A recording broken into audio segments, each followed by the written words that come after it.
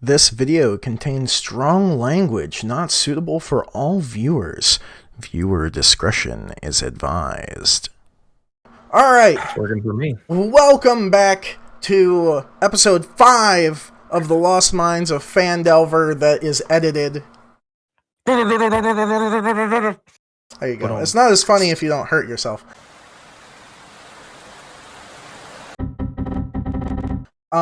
Last we left off... Smack your head off your mic. Exactly.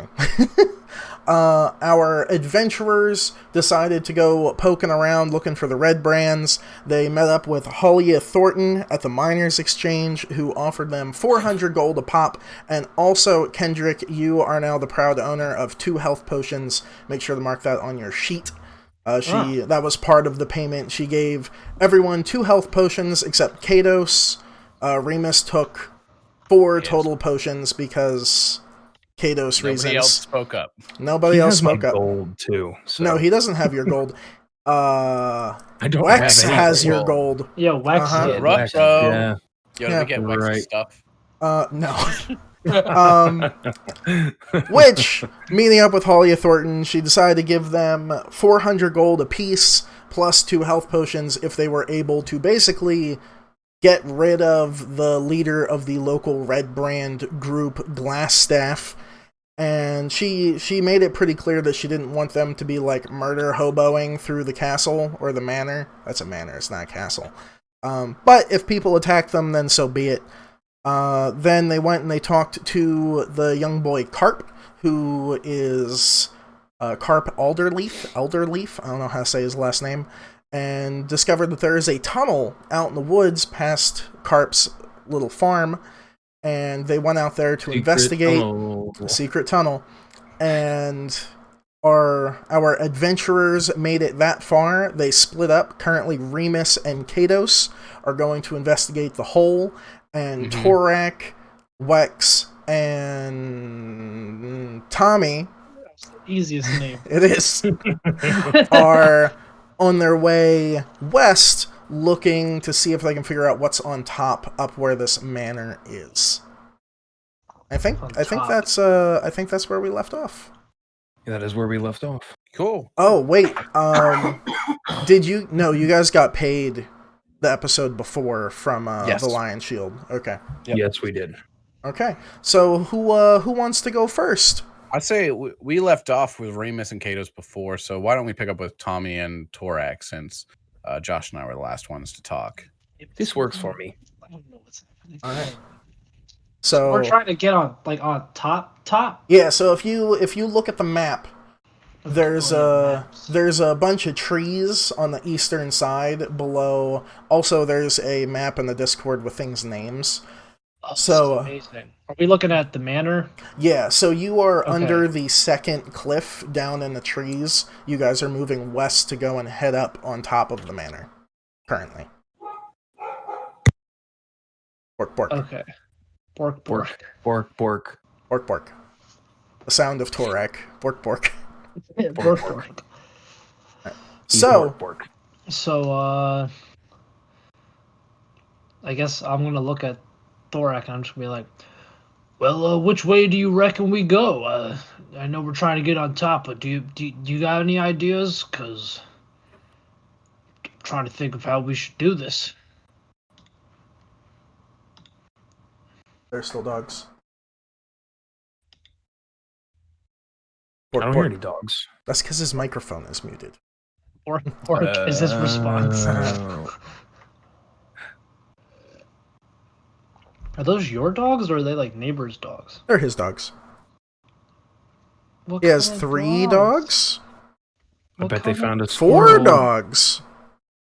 I think someone came home. This is more important than the plot. What kind of dogs are they? There are some big dogs and some smaller dogs. How big is the big one and how small is the small one? The big one is somewhere between... Oh, I have 2 German short-haired pointers, a Catahoula spotted leopard dog, and a dachshund. Wait, Oh, you you have got 2 one GSPs? Yeah. Why have I not known about this? Can you Kendrick send really likes German pictures? short hair pointers. Yeah, we have one that was from a puppy mill, and we have one that was rescued Oh, they look like Weimaraners, but they're spotty. Yeah. Can you send Kind pictures of them later? Zach's right. Send I pics, love please. those types of dogs so much. Okay, I'll do you one better. that makes My sense. phone turns back on. That makes sense why they're so loud, because I've heard they're very loud boys. They're They the are. cow dogs. Anyway, So, how do you want to go about this, Torak? I understand we're trying to get on top of this thing, but what are you thinking? I mean, so you say we're still heading west, Yeah. DM, Mr. DM. Mhm. So are we Yes. out of the trees yet? You're East. about like 50 feet from the edge of the tree line. So you're like within a tree. So of it. can we see the wall? Yes, Okay, And also to clarify, are we above the manor or below the manor? below it. we're below it. Okay.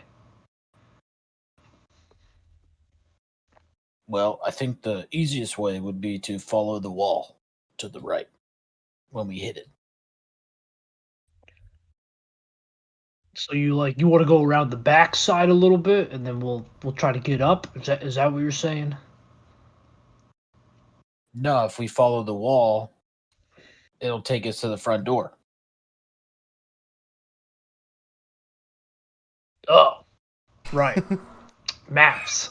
Yes, I don't know if I'm still seeing this clearly or not. this is Tresendar Manor, right, Chris? Yes, All right. Tresendar. Tresendar. I don't know if that's really how you say it, but that's how I've been saying it. So Let's go with that. Unless All you right. want to be sneaky.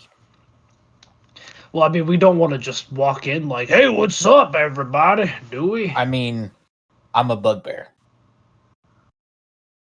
You're a bugbear. I'm not. Just hide on my back. You got this. And then I'm gonna light a cigarette, and I gotta roll for that, don't I? uh-huh. What did you make it? Survival? Yeah, survival.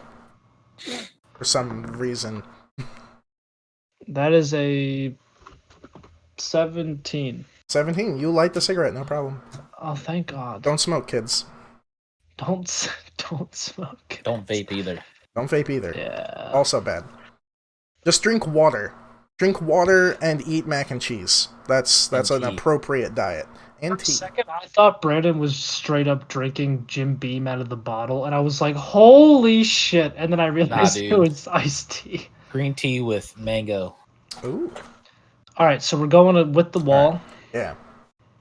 So Lex is just kind of gonna like shrug and be like, I don't know, whatever you guys want to do. My eye is itchy IRL. There we go. It's better now. So you guys are gonna start moving west along the cliff yeah. face towards the wall. I guess we should have asked if Wex decided if he was doing the same thing. Yeah, he's just gonna follow you. Okay. Yeah, that was my idea, was just to follow the wall back up to the road. I'll follow you since I'm a little out of it, since I'm kind of out of the loop in IRL. Right, I will follow the big bugbear boy. So you guys move east along the cliff face. You manage to get to the wall. No problems. Everyone roll me a perception check that is there. Oh, that's there. Wow. Okay. Zach Why just don't I knows just get- from afar. He's there. I literally just rolled a 12 again, and that modifier is also +5. So that's another 17. Go. Brandon? 15. 15? Alright. So you guys notice to your east along the road, there is a gentleman kind of outside the Sleeping Giant Tap House that looks kind of odd. He's wearing these boots with, like, what's the word when pants aren't tight? They're saggy? Loose? No, baggy. That's the word. Baggy. And he's wearing a vest, and he has these like poofy white sleeves, and he has the same kind of hat that Wex is wearing.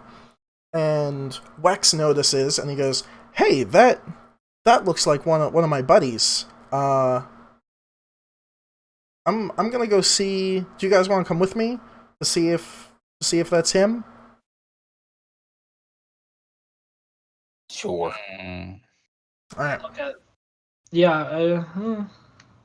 Alright, so you guys start walking that way, and Wex is leading the way, and you get, like, to the house just before the Sleeping Giant Tap House, and Wex yells out, I already forgot this character's name, yells out, "Hey, Jim," his name is Jim now,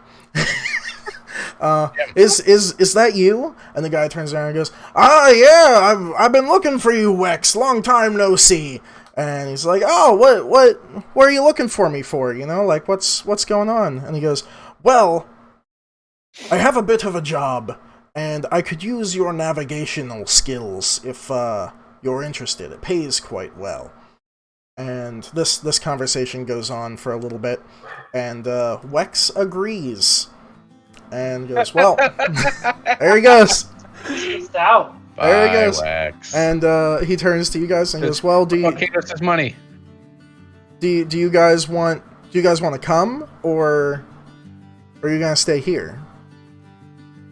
I'm gonna pull out my pistol and I'm gonna do a little spin, point up in the air, and look at Thorak and just go, "Well, I guess it's just up to us now. It's nice knowing you, Wex. Hopefully we run paths again, but this sounds like a job for you. I think I'm gonna stick with these guys." What pays more money? And he looks over at Jim and he goes, "Well, it's kind of up in the air what the job will yield." Are we hunting anybody? Not exactly. More like we're hunting things and stuff. That's not for me. Okay then. And he just starts walking away, and Wex goes, "Well, if you guys ever find yourselves around Neverwinter, check by the docks. Maybe I'll see you there." And he Sounds good. gives you a little Pirate tip of hat his friend. That'll his do, hat, Big. That'll do. and walks away. Wex. The name's Captain Wex. I was on a ship for a very long time. It got wrecked. I have long black hair, pretty scraggly. Yeah, I'm pretty dirty. I don't have much money to my name, but I'm on this mission to like get some cash. Yeah, that's about it. I got an 11. That is Wex. I'm very sorry. Wex. That is a 14. Does that hit you? That does in fact hit me. That does hit you. Alright. Walks away. Off into the sunset. I'm gonna look back at Thorak. Now where were we? Let's get back to the wall. Meet. Why Walk would we back go to- back to the wall when we can just follow the road? Didn't we go away from where we were infiltrating? Yeah, but the wall led to the road, so you would just follow Well, fuck the road me. up. Let's follow the road and get to the place. Did you fall asleep? Tommy, did you forget how we got here? Oh, that was Wex. Sorry, Okay, I'm not there. that was I couldn't good. help myself. Sometimes when if I smoke too many of these, my brain gets a little fuzzy, you could say. These things were a great invention brought to my father and I, but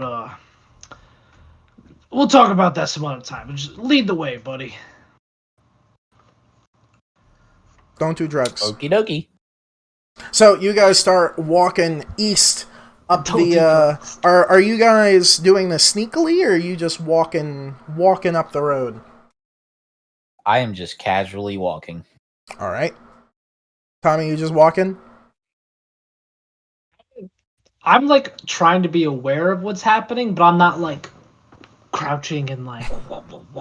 Okay. Hiding behind every bush you see. Yeah, but I'm definitely like keeping an eye. Like I feel like he's just like, I feel like Thorax just badassly like walking down the road, not giving a shit about anything.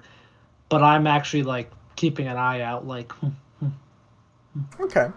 So you guys manage to get to the first cliff face where the road kind of goes up and squiggles around.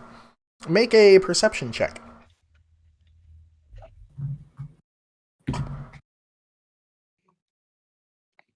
18.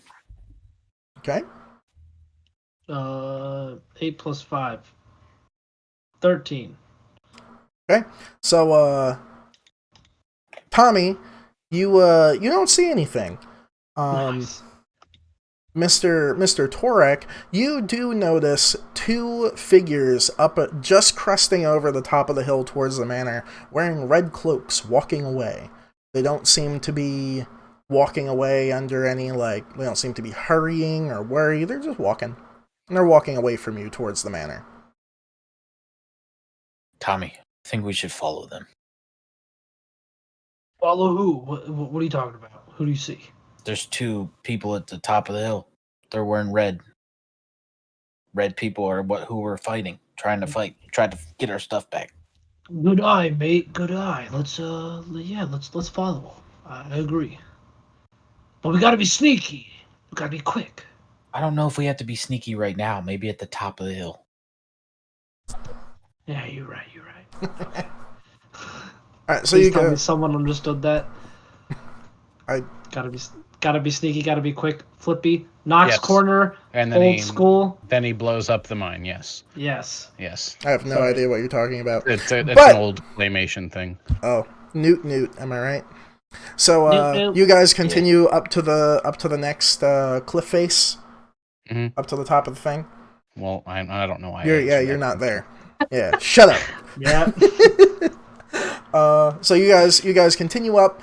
You don't see anything. This appears to be a pretty well-traveled route. If you look down at the ground, there are many boot prints, and there's no grass growing on the path. It is heavily traveled. You manage to get up to the tippy top, where you can see Tresendar Manor in all of its glory. Give me a perception check again, gentlemen. That is a dirty 20. That's Okay. a 13. Okay. So you guys, there's not a whole lot to see up here, but you can see that this manor is up on the hill, obviously, because you're on the hill. It is 2 stories tall. It used to be gorgeous. This is like a house that you would see like down south in Florida on like a horse farm that's just like huge, and they spent way too much money on it, and it's old, and there are these large white columns all around the outside supporting like a overhang to the roof, and there's a wraparound kind of porch. There are many holes in the side of this building, and the roof looks like it's about to crumble in, but you do notice that the path wraps around to the right a little bit to what appears to be a door. You do not see any red brands.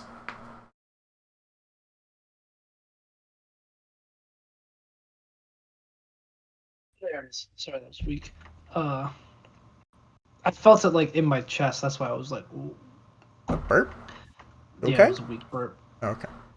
So, you want to try to follow that little path right there? That see how it curves a little bit, goes to a door. I don't think I see anybody guarding it. Maybe we could use that to sneak in right now. We can give it a shot. Might as well. Let's go. Alright, so are You do it. you being sneaky, or are you just walking? Sneaky, sneaky. Should probably be sneaky. Alright, both roll me stealth checks. That's my best. 26. That is a 17. Natural 20 plus 26. Oh, okay. Chris, are we still like midday right now? Yeah, I believe 3 or 4. it was noon when you guys met up with Holly Thornton, so I'm gonna say it's like 3 now. Okay. Yours was 27, Brandon? 26. 26. 26. What times it get dark in Phandelver this time of year? Judging by the previous days that you have been here, it starts to get like dusk, like 6:30, 7 Okay. o'clock, and it gets like dark around 8 or 9. Okay. And in there. So you guys proceed to what looks like a door, and the door isn't really attached very well. It's kind of hanging off of one hinge, and it's this large, probably a good 8 foot tall by 4 feet wide, solid, like dark oak door. And it has a little doorknob on the one side and this big knocker in the middle, and it appears to be unlocked, considering it's barely attached to the building. Oh, I was gonna say if it's locked, we should knock on it, and hide in a bush. Ding dong ditch. What do you do? I'm gonna whisper to him and just be like, "All right, I'm gonna stand next to it. I'm gonna give it a quick little tap it open. And since you're big and scary, you can stand there and see if anybody's right there, and then we can enter safely. How's that sound?" You are a little man. How about I tap on door, you look inside? Why?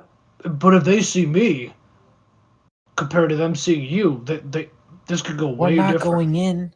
We're just opening the door slightly so you can see inside. All right, whatever. We're on a scout mission still, Kendrick. Oh, we're just looking. We're not. Yeah, we're waiting until it gets dark to infiltrate. That's what we discussed last week. Oh. Yeah. All right. I'll take a peek. Let's go. Alright, so who's opening the door? Like I am. I You guess. are. Yeah. Are you doing it sneakily? Yes. Alright, give me a sleight of hand roll. See how sneakily it was the Sleight of hand ghost. is in Dex. Yeah, Dex. Ooh, that's a dirty 20. A dirty 20. Alright, so you start to push on this door very, very gently, and there's a slight squeak, but it's barely audible from you standing next to the door. And you just kind of push it, and it swings open and open. Tommy, are you paying attention to what's inside? Yes. Okay, so roll me a perception check. 14. 14. You're just a regular human, correct? Yes. Okay, so this door is open, probably a good, foot width of, a little hole that Torak is making, and you can see inside this dilapidated, what kind of looks like a parlor, or an entry kind of room. From the looks of it, it looks to be about 30 feet deep, and to the right side of the room, you can see another doorway. But that's really all you can make out right now. You guys continue to open the door? We didn't see anybody inside. Didn't see anyone inside. I'll open it a little further. Alright, so you push on it more, now it's open probably a good 50 degrees. So it's almost, you can see most of the room now. It is a large square room with dark oak pillars going up all of the corners of the room that you're guessing support the ceiling. If you continue straight into the room, it leads to a doorway. Bless you! That goes into what appears to be another room, but that whole wall is busted out, and you can actually see through the building. To your left, which is the way that the door is opening, you can make out a little bit of a wall and a window, and there appears to be a bookshelf. There does not appear to be any books on it. And you do see that, judging by the floor, it appears that the only route that is normally taken into this building is that doorway that you first saw to the right.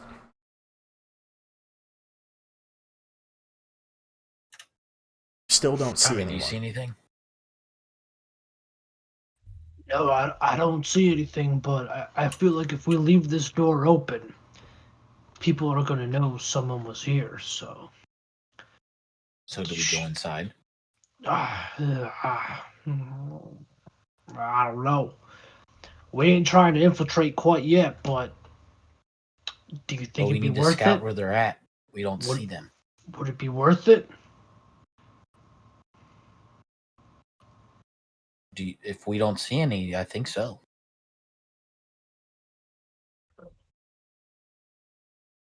Watch my back. I'm gonna try to very slowly creep in the door, just like my head, like me. Okay. So you're just looking inside the room? Like yeah, like instead of looking through the doorway, I'm gonna like peek my head in the doorway to actually see more. Okay. In the corner directly to your right, there is what appeared to be like a small rounded coffee table. And to your left, which the door is now completely open, there is kind of a long desk against the wall with a very dusty oil lamp on top of it, which is not currently burning. But there's still no one inside, nothing really too interesting. Is there any scuffs on the floor? There are scuffs on the floor leading through the door to the right. Those are the real only marks on the floor. Everything else seems to be pretty dusty. Do you think we should take a peek in that door right there? Just a little peek, or do you think that's pushing it? Well, we got to find out where they're at. So yeah, All right. Harry, I'll go friend. first if you're too scared. I'm not too scared. I just don't want to jeopardize the mission, you see. We're trying to investigate without infiltrating quite yet. Grow some cojones. Oh, you want to see some cojones? Let's Does go, Spanish buddy. exist in this universe? Sure! From a far off land.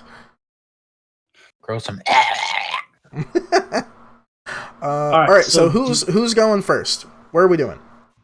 Well, I was peeking in the room, so I guess I'll kind of like crouch and walk into that room. The door's wide open, so I just suggest we Yeah. both should just go in. If you're in front, you go first. Okay. Alright, so you go inside. Are you going to the door that seems to be the heavy traffic area? Yeah, that was to the right, right? Correct. So you get to that. Are you just walking through, or are you kind of peering around the corner? As stealthily as possible. Alright, I'm just going to keep your stealth rolls from before. So are you poking around the corner, or are you just walking through the door? Poking at first? Okay, so you get to the corner, and you kind of poke your little head around it. Roll me a perception check. Which one? Whoever's looking. So if both of you are looking, then you can both roll. Please 21. look, because I got a 9. Okay, so your little human eyes are having a little trouble seeing in this darker room. However, Torek, you do see what looks to be like kitchenware hanging from the ceiling, and a long metal table in the middle of the room with kind of red tile on the floor that appears to be a couple of it seems to be cracked, but most of it seems to be in good standing. The room is about 60 feet long and what appears to be about 30 feet wide. And there are some shelves and cabinets on either side of the room. And there is another doorway at the very end of this room and one at the end to the left of this room. We do not see anyone inside. Any marks on the floor? Yes, Do I need the marks appear to go straight to that back door. Tommy, I say we keep following the heavy traffic, the scuff marks. Well, I guess there's nothing else we can do, so might as well. Now don't bump anything. There's a lot of stuff in here.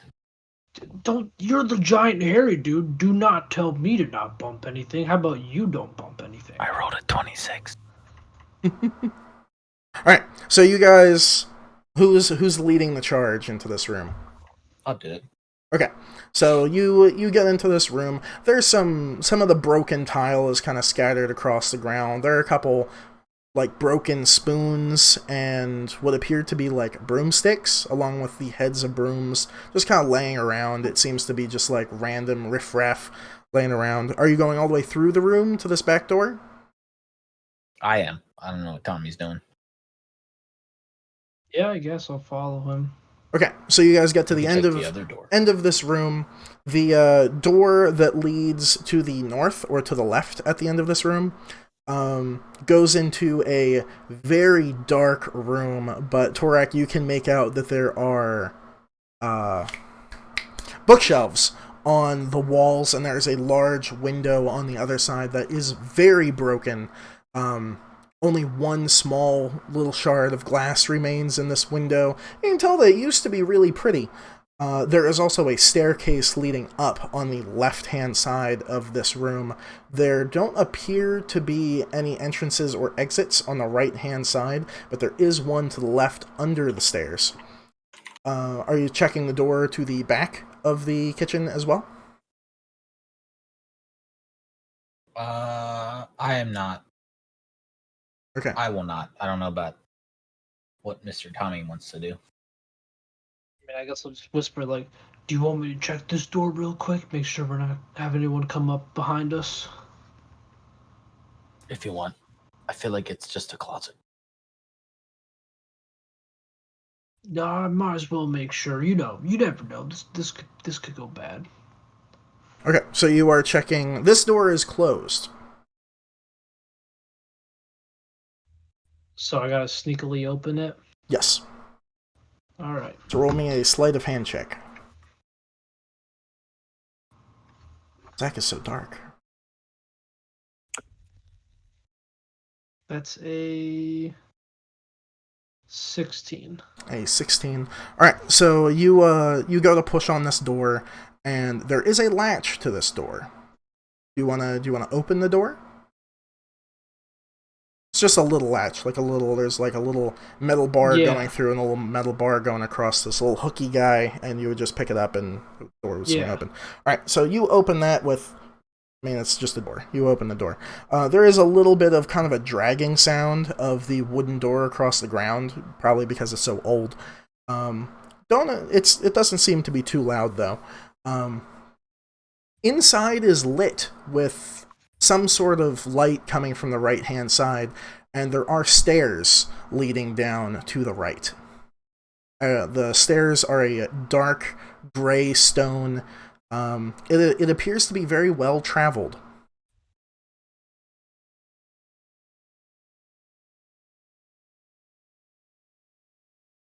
Now poke your head in more. Yeah.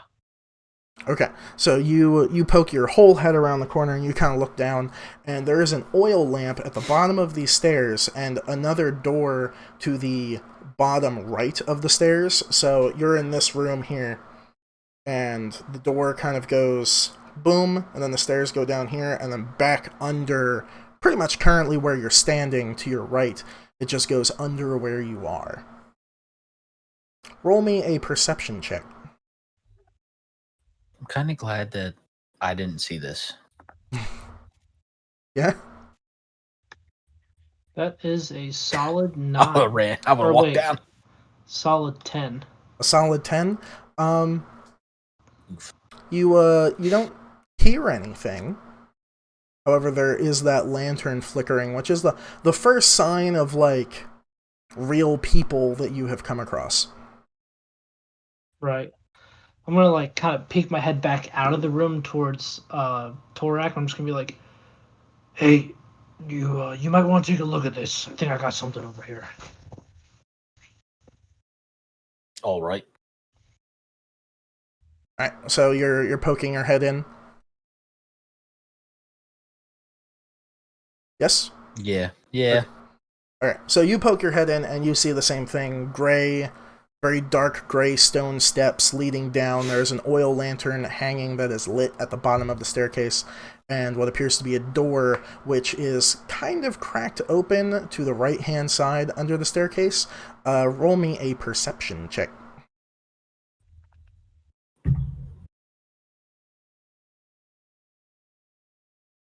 That's a 4. It's a 4. You also don't hear anything. God damn it. Well, looks like we have to go down the stairs. Well, what was over by your side? Weren't there stairs going up? Correct, but we saw people below us when we were in the forest. In a tunnel. All right, let's go. All right, you're right. We just need to see. We don't need to attack anything. Right, but if they see us, this opens up a whole other can of worms. But all right, I trust you, hairy friend. Let's go. Just blend. Just blend. So who's leading the charge down the stairs? These I'll do stairs. You'll do it? Alright, I want you both to roll me stealth checks again.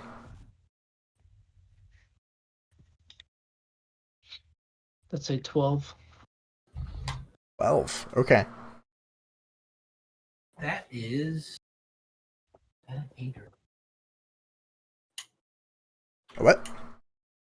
That is a 24. 24. Okay. So you guys get to the bottom of the stairs and the door is open. Are you going to open the door or what's your plan here? Can I put my ear to it? You can. Roll me a perception check. Can I assist his perception check? You can. So Brandon, roll at advantage. Unless you don't need to. Is that nat 20? It's very dark. It's still not light enough. Nat 20? Show it.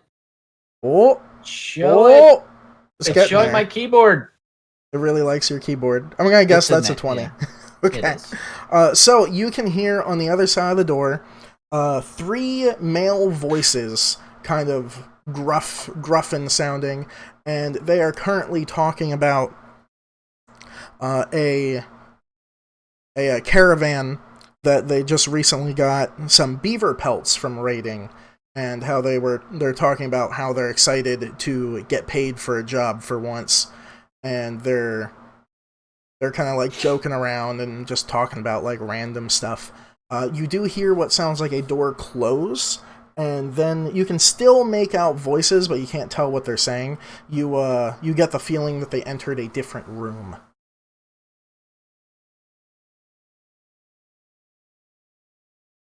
Did Tommy hear this too because he assisted technically, or no? No. Tommy, there's people in there. At least 2.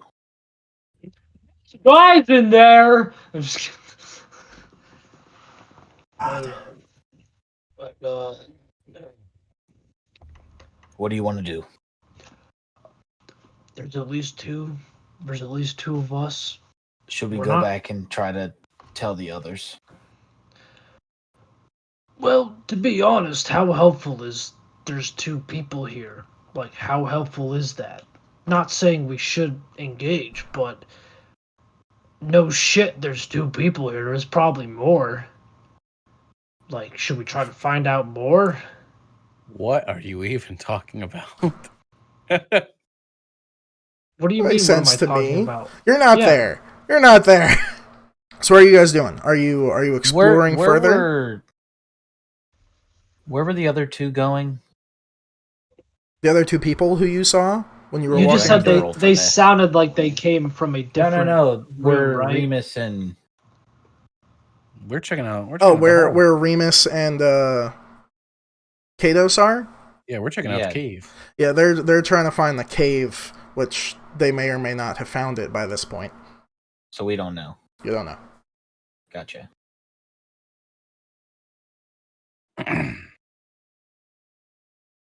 That wasn't suggestive. I just actually had to clear my throat. Well, Tommy, what do you want to do? Well, I feel like if we engage these 2 people, if there are in fact more people, then we're fucked. So I think we should not engage these people. Guys, if there's lots of them, we're gonna have a bad time. I mean, he's right. You're not there. That's just so What funny. what is so funny? Like Zach was like, "No, this is so. What am I doing wrong?" So You're you not were doing- like, you're the not first time doing you were, anything wrong, the Kendrick. first time you were talking, you were like, so if there's two of them, and there's two of us, then that means that there's two of them. And there might be more than two of them, but there's two of us. And what does it matter if there's two of us, if there's two of them? But it doesn't really matter, but there are two of them. And so, that was like what I was laughing about. Josh is dying over there. It's too much. Thinking aloud. So where are you doing? I think Well- the smart idea would go to try to meet up with the others. Yeah, that sounds At least right. to tell them that we found a way in. Right, yeah. We found a way in. We heard some people, 2 people to be exact. There's 2 of us, but there could be 4 of us. So we could have the advantage. There could be 5, but he fell asleep. Oof. Let's go find the others, but we gotta be sneaky. Gotta be slick. All right, so you're leaving? You don't want to knock and run. Why the fuck would we knock? You and gotta have run? some fun with it. Are y'all playing Ding Dong Ditch right now? My life. Play rock paper scissors to see if we knock and run. I'm too big for this. Just go. What do you mean you're too big for this? You're too big for rock paper scissors. Figuratively or literally? Both. So are we just leaving? Unless you want to go in the door. You just said there were people on the other side. Yeah, but Doesn't. I also heard another door. I didn't tell you this. Why didn't you tell? What other door? What above us, where we just came from? No, in the room. So then there's 2 of us and more of them. Why I would didn't we hear more people?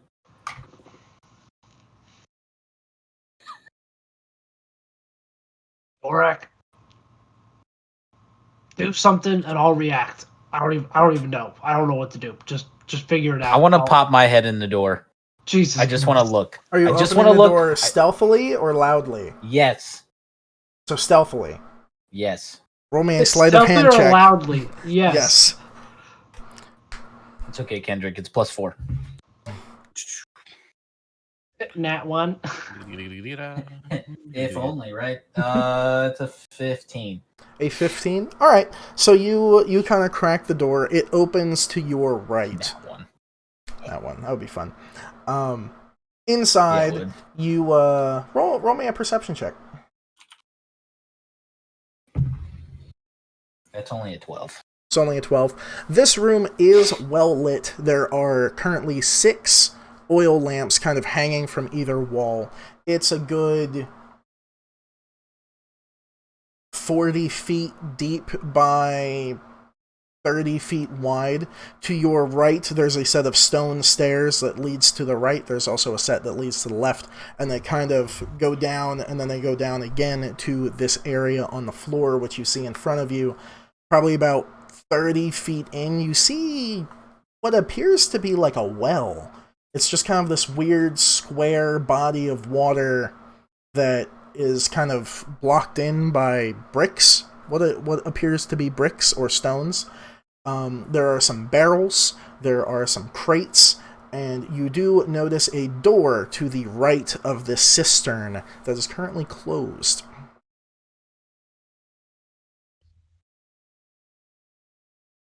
Tommy, I don't see anybody in here. I mean, there isn't anybody in there? Like, are you missing anything? I don't know. Maybe I should throw you in. Alright, let's not joke about these things. Let's, how about you go and I'll follow you? I promise, I got your back. I don't know if we should go in, though. I just wanted to look. Well, if you don't see anything, then what are we doing? We should probably tell the others. Tell the others what? We heard people and then saw a couple empty rooms with tracks. All right, let's go. Going in. Going in the room? I'm going in the room. Okay. To your right is a set of stairs that leads down to the floor, and to your left is a set of stairs that leads down to the floor. What are you doing? How about you take left, I'll take right. Hard decisions. All right. Okay, so you guys are going down these stairs? Yeah, he'll take left, I'll Stealthily. do the right. Yeah. Stealthily. So both of you roll me stealth checks. That's a 16. It's a 19.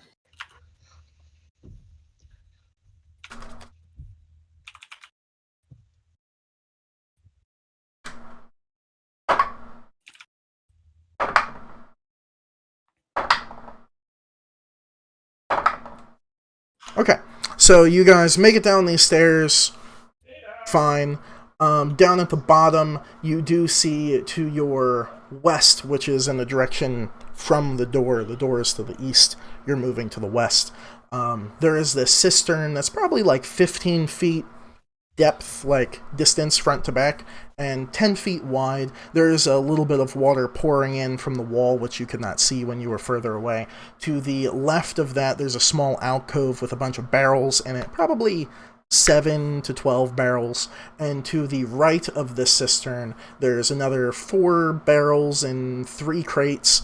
And to the back of this little area, there is a large door, probably about 5 feet wide, 10 feet tall, and it is a large dark oak door with, it's not a latch, but it's just kind of a pull handle. Well, Tommy, do we go in? Do we check? Let's listen. Let's put our ears to the door. Yeah, see we what should, hear. we should probably listen first. Alright, so who's listening to the door? Can we assist each other, I guess? Someone can assist someone. I'll do it. Okay. Is that So- perception? Yeah, so Torak, roll perception at advantage.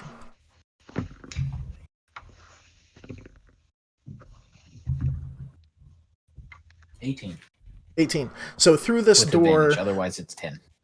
through this door, you hear 3 to 4 different voices just kind of like laughing and talking about this old guy who had these beaver pelts and how sad and pathetic he was, and they can't believe that he was moving these beaver pelts, and they're excited that they're going to get paid, and that's pretty much the gist of it. But it's three to 4 voices that you hear.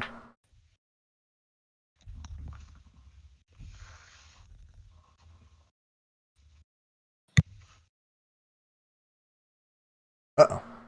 Oh, he's on the phone. Yeah. In other news, our game is sponsored by Sheckler Woodworking. Look at this pretty dice tray. It's mahogany and leather, and there are dice in it. And I wonder if he's on call. He might be. He might be on He call. might be. I don't know. You were listening to the door, you heard 4 voices, and you guys were deciding what to do with that information. I think. Does that sound right? Yeah, I think so. Yeah. Okay. So what are you gonna do?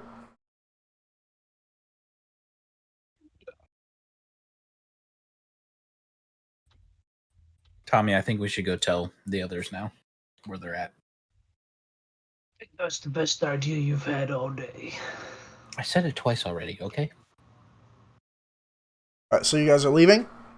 Yes. I think we should leave, yes. Okay. So you guys make your way up the steps, fine. You get back into the kitchen. Zach is inside the sun. Roll me a perception check, Both For of whom? us? both of you.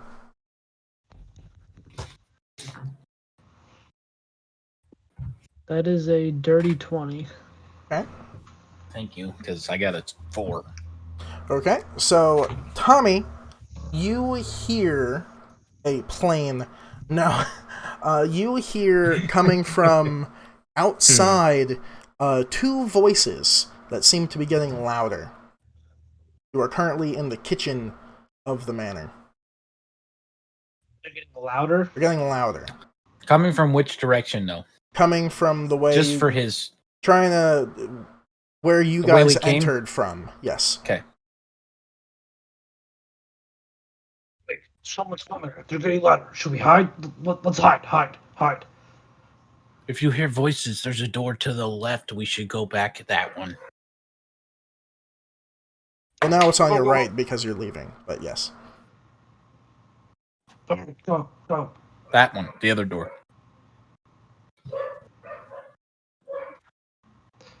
What? So are you guys hiding? Are you going in this other room? What are you doing? I would guess rather go in the other room. door. Yeah. So you're going in the other room and hiding, or going in the other room and hanging out? Hiding. Hiding? Okay. So both make stealth checks.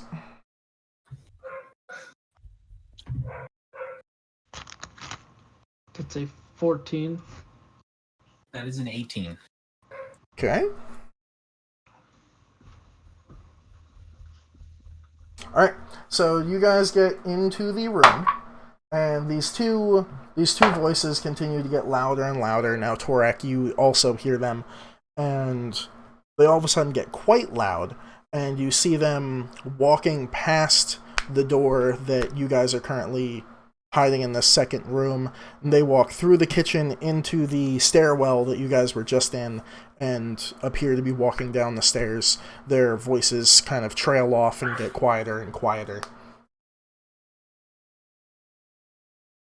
That was a close one. Yeah, let's get out of here. Tell the others so we can try to ambush them downstairs or something like that.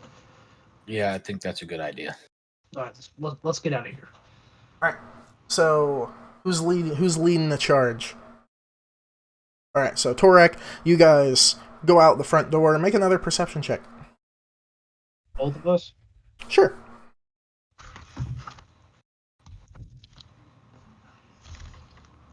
$19. Dirty 20. All right. You guys don't see anyone. It's starting to get a little darker. The sun's getting low in the sky, and you proceed down the mountain. Your options are to try to go directly straight down the cliff face, which should lead you into the forest below, or you can go back around the long way, which is how you got up here in the first place. The sun's getting real low. It is. Guys better not be playing hide the zucchini over there. I got that reference. So what are you doing? Are you jumping down the cliff, or are you going the long way? I said we jumped down the cliff. How far down did you say it was? Each cliff face is probably 30 to 40 feet. The top one's actually 20 feet and the bottom one's 60 feet.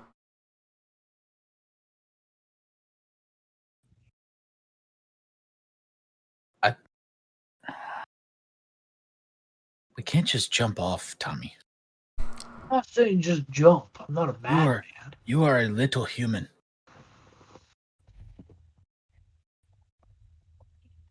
Do you want to die? No, but what do you propose? That we go the long way. All right, but we got to be fast.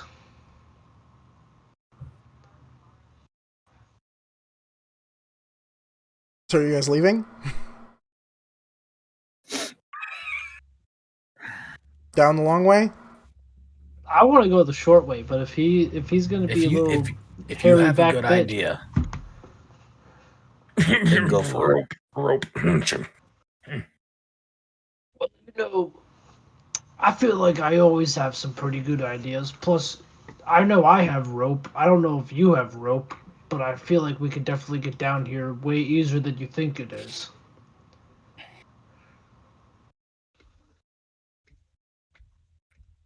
I guess rope would work, yeah. I suppose. So you're using rope for the first 20-foot cliff?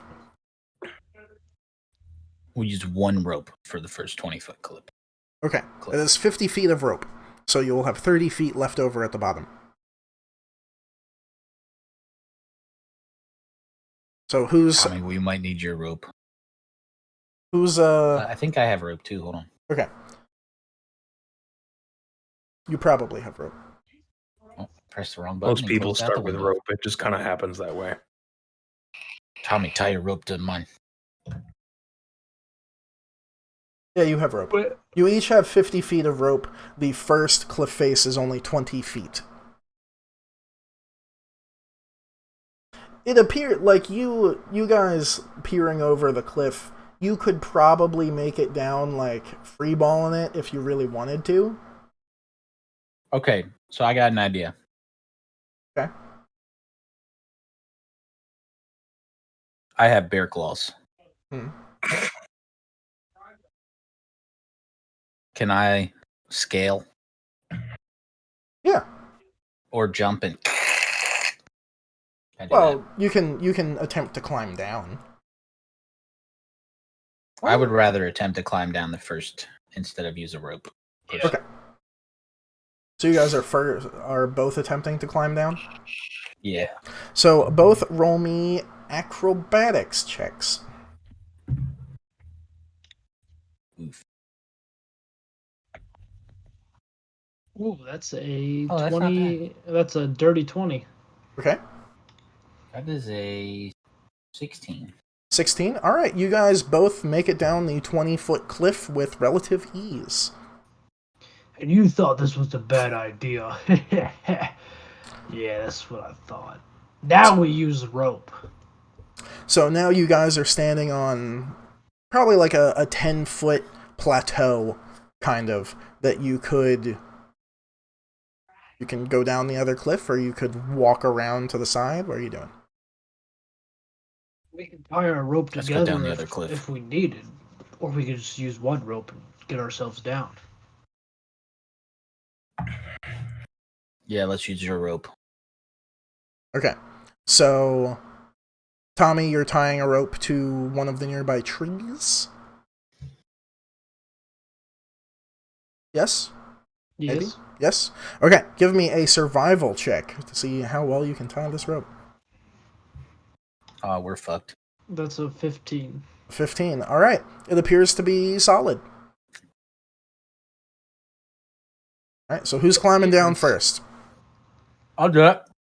Alright, so Torak, roll me an a athletics check. I know y'all lost my video, but it'll be back in a second. It looks Yeah, like it a looks- sad it looks- Instagram nipple. Yeah, instead of just going blank like it usually does, it looks like it's like anti-Instagram. Also, Yeah. Brandon, You I'll said give acrobatics? you acrobatics or athletics. I think they're the same for you. I will give you advantage because you're using a rope.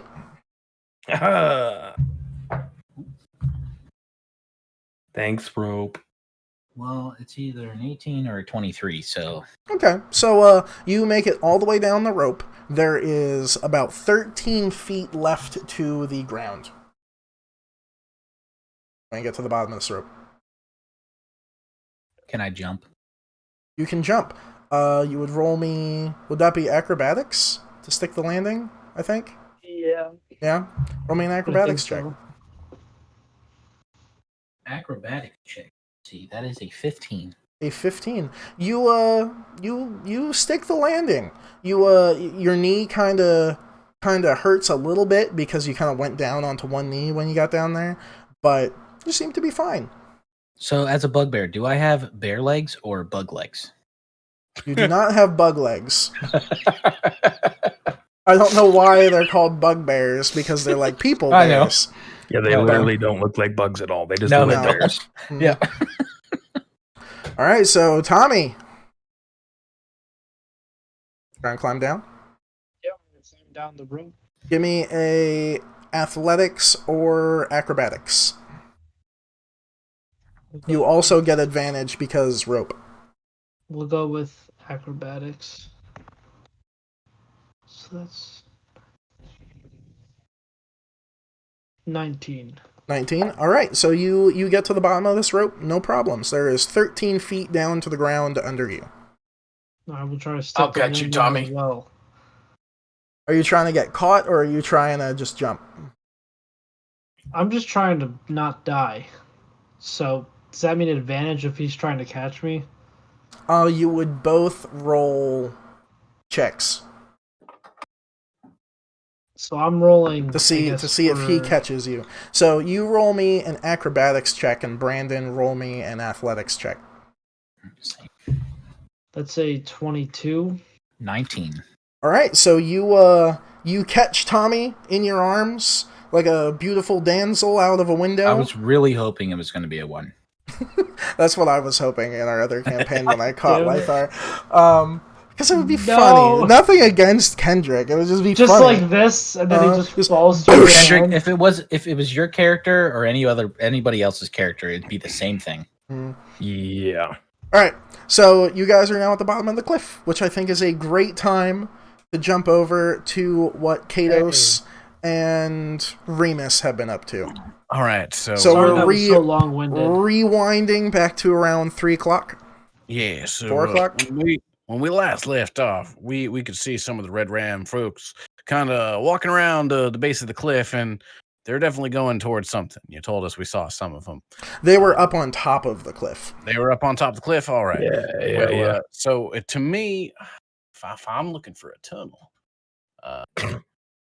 I think we want to move here. We're on the south side of the place right now, right? I think we're in the woods.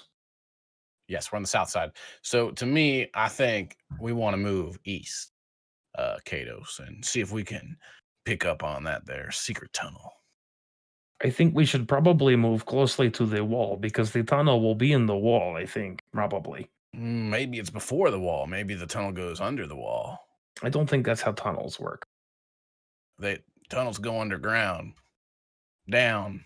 That's what a tunnel But is. they can go in too. Have you ever seen them go in the mountain? Sometimes they just go in. What if we stay back? I mean, we got pretty good eyesight. If we stay back a little bit, that will increase our likelihood of finding it if it's back or if it's front. Because if we move forward too far, we won't be able to see what's behind us. Well, then let's go for a walk. Excellent. So I think we're gonna try to walk along. You see how there's kind of like the two platforms to the hill there, Chris. Mm-hmm. Where are we? Are we in the bottomest The bottom part one. now? Yeah, In the bottom you're one? in the trees. All right, we're gonna hug this tree line and see if we can. We're gonna move east and see if we can, detect anything, tunnel, people, anything. All right, are you doing it sneakily? Let's say we're taking a cautious stroll. Roll me stealth checks. Okay. Stealth check time. Oh, dear Lord. That will be a 17. That is a 12 for Mr. Kados. Mr. Kados. What did you say, Josh? I'm sorry. 12. 12 and 17. 17. Oh, I didn't have my modifier. Okay, Whoops. what's your modifier? Plus 9 to that, so 26. Jesus. I mean, it does not really matter because I got a 12. It might matter. Alright, so you guys are meandering off to the east. Give me perception checks. It's not a good day, boys. 13. Okay. 7. Okay. Alright, so you guys spend a good probably half hour to 40 minutes because you're kind of moving cautiously, trying not to cause a lot of noise. Every so often, Kato steps on a stick and you hear this crack from a stick, and you kind of glance over your shoulder and give him like a nasty look. But probably 40 minutes in, you spot what appears to be a path going north-south, south to north, through the trees leading towards the cliff face. All right, and do we see anything along this path, or is it just the path? It's just kind of a path. It appears to... roll me an investigation check. All right. That one is going to be a solid 13. And then 13. +4. All right, so this path is probably about a good 8 feet wide. You see on the path there are multiple like boot tracks, wagon wheel marks, and what you presume to be ox feet prints, hoof prints. Could be horse prints. No, don't really know. A hoof is a hoof. Good to know. Actually, you would know because oxes have cloven hooves and horses have a solid hoof. So there is a mixture of horse and I did not know that. ox. Yeah, because an ox is a ruminant, so it has cloven hooves. Oh, what, Like a goat. Mean they're split? Does that mean it's the devil? The yes, devil? I think so. All right. So, excellent, Chris. I got a question. Yes. And by my perception, I've seen these red brand folk before, right? Mm-hmm. Using my magical cloak of magicalness, could I adequately disguise myself in a believable fashion to be a red brand? Like how similarly can I replicate their cloak? I mean, their cloak is just kind of a red fabric with a red hood. So red fabric. Yeah, it's just a red cloak. You could just make your cloak red. All right. Hey, Kados, I got an idea. So what is your idea? You see, I mean, you're looking up ahead. It gets kind of high up there, right? Yeah, that's the hole. Yeah, well, we haven't seen the hole yet. I mean, like, I bet the hole is up there. That's the road will probably go to the hole. Maybe, but if anybody on the top of the hill sees us walking up, then they're gonna let the whole place know that we're coming. So I got an idea. I got this magical cloak, right? I'm gonna turn it red, and you're gonna walk in front of me. Okay. Oh, you think that's pretty cool? Well, look at my cloak. My cloak does this, and I'm gonna do a Superman pose, and my cloak shall start to billow. That is impressive. But here's what we're gonna do. It's a very cool cape. It does very nice things. Makes me look great in portraits. Do you like pretending to be someone else, Kados? I don't know what that means. I've only ever been me. I need you to act like a prisoner. Act like a prisoner. Why would I be a prisoner? Just put your hands together like this. Do you think we will see that much opposition up there? We're just being safe. Being sneaky. Okay. That will work for me. So I shift my cloak and I put my hood up, and Kados is gonna walk about 3 feet in front of me, and we're gonna follow along the path, hug into the left side, and I'm gonna draw my rape. I'm gonna put one hand on my rapier just to look like I'm being, extra. And so we're gonna walk along the path, and Kados is gonna pretend like he has handcuffs on. Okay, so you guys are moving north or south? North, following the path North. up towards the thing. All right, so it takes you probably 50 feet to come to a cave. Ooh, all right. Going into the side of the cliff would be face. up here. Okay, so that was all for naught. That's okay. We're gonna use that trick later. I'm not doing get help. We're doing get help. Excellent. So may I roll perception to see what the dealio with the cave is? Sure. All right. That's gonna be a 5. All right. It is a dark cave. It's a dark cave. Do I see anything outside of the cave? Do I see anybody outside of the cave? Roll me a perception check. Thank the Lord. So that is a 17? A 17. All right. So this cave is probably about 12 feet high by 8 to 12 feet wide. It's a pretty big it kind of goes in and out in size. You have dark vision, correct? 120 feet? I have enhanced dark vision. Yeah, so you're 120 feet, you're 60 feet. Remus, you don't see a whole lot. It looks like a dark hole. Okay. From Kados' point of view, you do not see any people. There is no light inside. And it continues up a fairly decent grade. Like, it's going up, but it is a cave. So there's nobody in the cave or nobody outside the cave? in or outside the cave. Okay. And looking around the cave on the ground, do we see any maybe recent tracks or footprints that I know we saw things on the path, but maybe leading into the cave, do we see anything? All of the footprints and tracks go into the cave. How recent do they look? Roll me an investigation check at disadvantage because your perception check was so bad. Okay. Well, that's going to be a nat 1, Chris. Nat 1. All right. You can't really tell. All right. Unless, well, yeah. Let me hold. Hey, Katos. Yes, hello. I'm feeling a little bit foggy right now, but can you tell how recent some of these tracks were? I don't think it matters because there is nobody in the cave and there is nobody around the cave. But there might have once been somebody in the cave. Or Well, I'm might sure be there in was. the Just future. look at all the footprints, but I don't think we were going to have any problems. You don't think you can't tell how recent these were? No, if anybody comes and interrogates us and causes a problem, I will just turn them into a big old pile of ashes. Very simple stuff. You turn people into ashes often, do you? Well, it's just kind of what happens when I kill them. Sometimes they just kind of turn into a pile of That's ashes. funny. We've been into a couple of fights, and I haven't seen any ashen folk yet. It's a pretty new thing, actually. It's only happened like one time the past couple of weeks, but you never really know. Brilliant. Lots of things All right. can happen. Well, I'm gonna look around, and I want to see if there's anything any places that I can like hide around here and just kind of I sit. hope he and rolls a watch. 2. Oh, yeah. I mean, there are bushes, there are rocks you could hide behind, there are Alright. trees you could hide in, up, Excellent. or So- behind. Katos, here's my thought. You know, this is a pretty impressive cave, by the way. Back where I come from, these caves are usually carved out by badger moles, and they look much more impressive. But So I've here's never seen one of those here. here's my thought. I have to add We, badger moles to the game.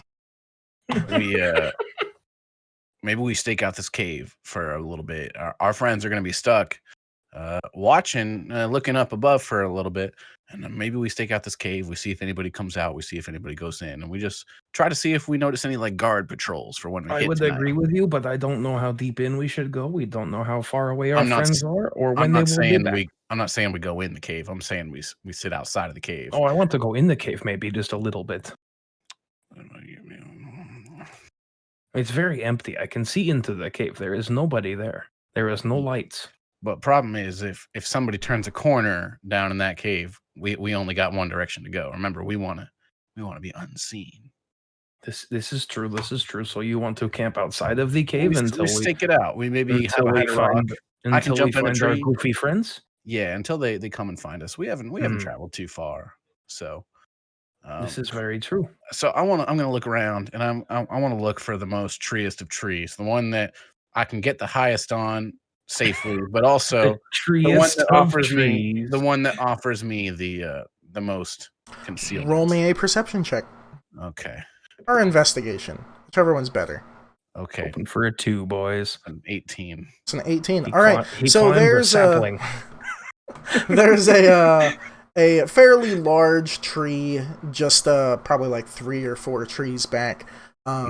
It is quite bushy. It appears to be some sort of a maple tree, and it has some thick limbs. It's a big boy. Okay. You gonna try and go. nimble your mibble up there? I'm gonna try to nimble my bibble on up there. All right, give me an acrobatics check. You got it. Okay, that's a roll. That's a 25. At 25, you nimble your bimble like the best All right. bimbler up into this Excellent. tree. Probably a good So- like 20, 25 feet. 25 feet. And I'm gonna go, yo, Katos, see if you can find somewhere to sit and watch. Okay, well, I don't think you need to be in the tree per se, but I will find a spot down here. Maybe right. make some bacon. I don't know. Don't light a fire. Well, I don't always need a fire. You see, I have these hands. They do magical things. You get the idea. All right, so we're gonna sit and wait. All right, Kato, so roll me a investigation check for a place you can hide. 15. 15. You find some suitable bushes that you can hide in. You can see up into the tree where your dear friend is, and you can see a decent part of the cave mouth where you are. You feel you are Okay. adequately hidden. Both of you roll me stealth checks at advantage. Got it. Okay, so that is an 18 for me. 28.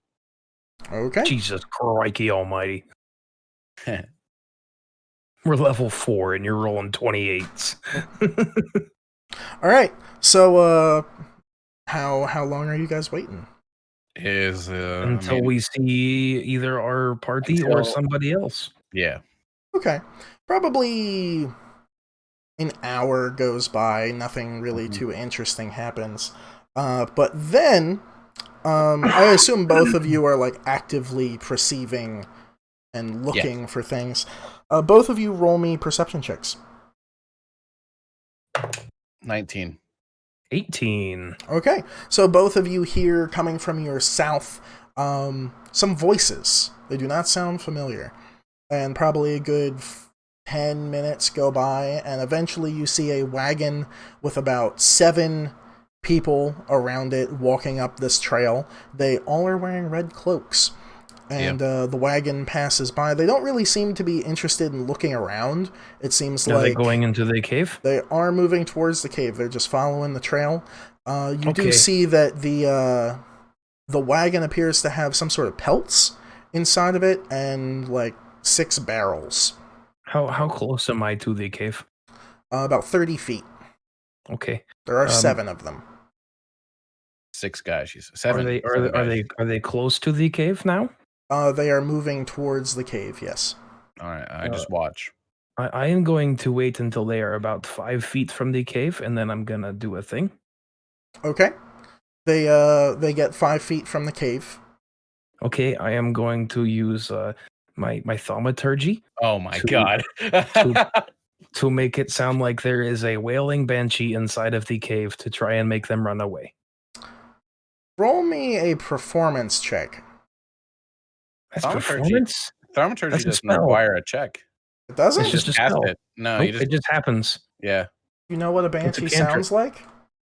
I've probably heard a banshee.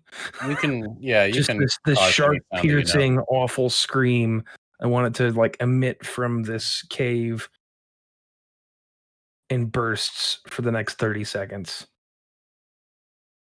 Hear, wonder, a signal within range. The range is 30 feet. Okay. You create one of the following. Your voice, you cause flames, cause harmless tremors, you create an instantaneous sound that originates from a point of your choice. Yep, that's the one I want.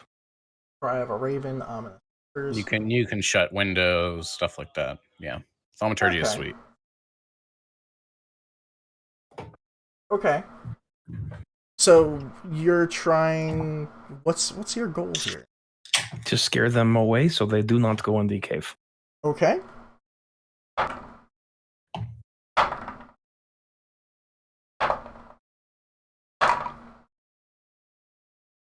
Well, there goes the element of surprise.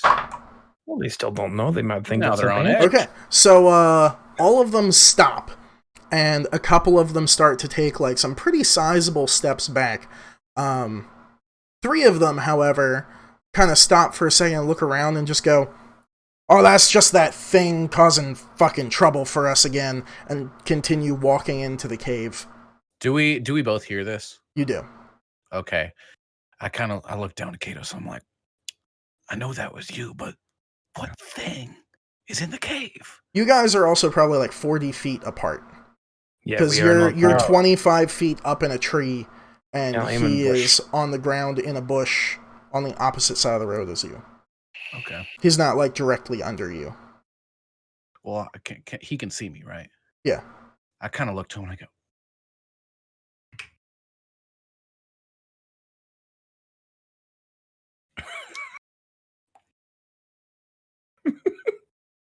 So they, the 3 continue walking into the cave, and the other 4 kind of look around at each other, and eventually, after like 10 seconds, they all continue leading the little oxy wagon into the cave. all right. Oh no. I'm going to quietly I'm going to look down the road south for a second and just make sure nobody else is coming up. Perception check. Excellent.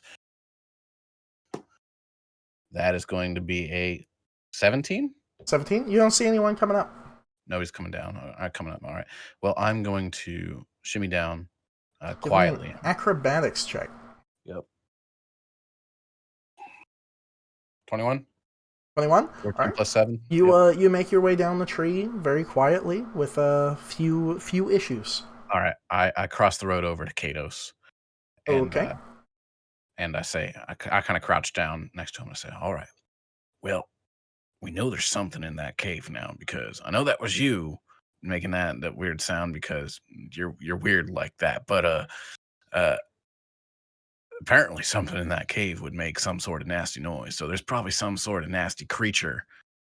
Maybe they have held in a cage or held captive or something. We should be careful not to. It could also just be something infesting their cave that they cannot get rid of. By the way, do you want an apple? I found some apples here. I'll take an apple, yeah. Okay, here, have an apple. Chris, did he find apples? You made that up. I feel like that's so inconsequential that I found a few apples that I'm just spitballing.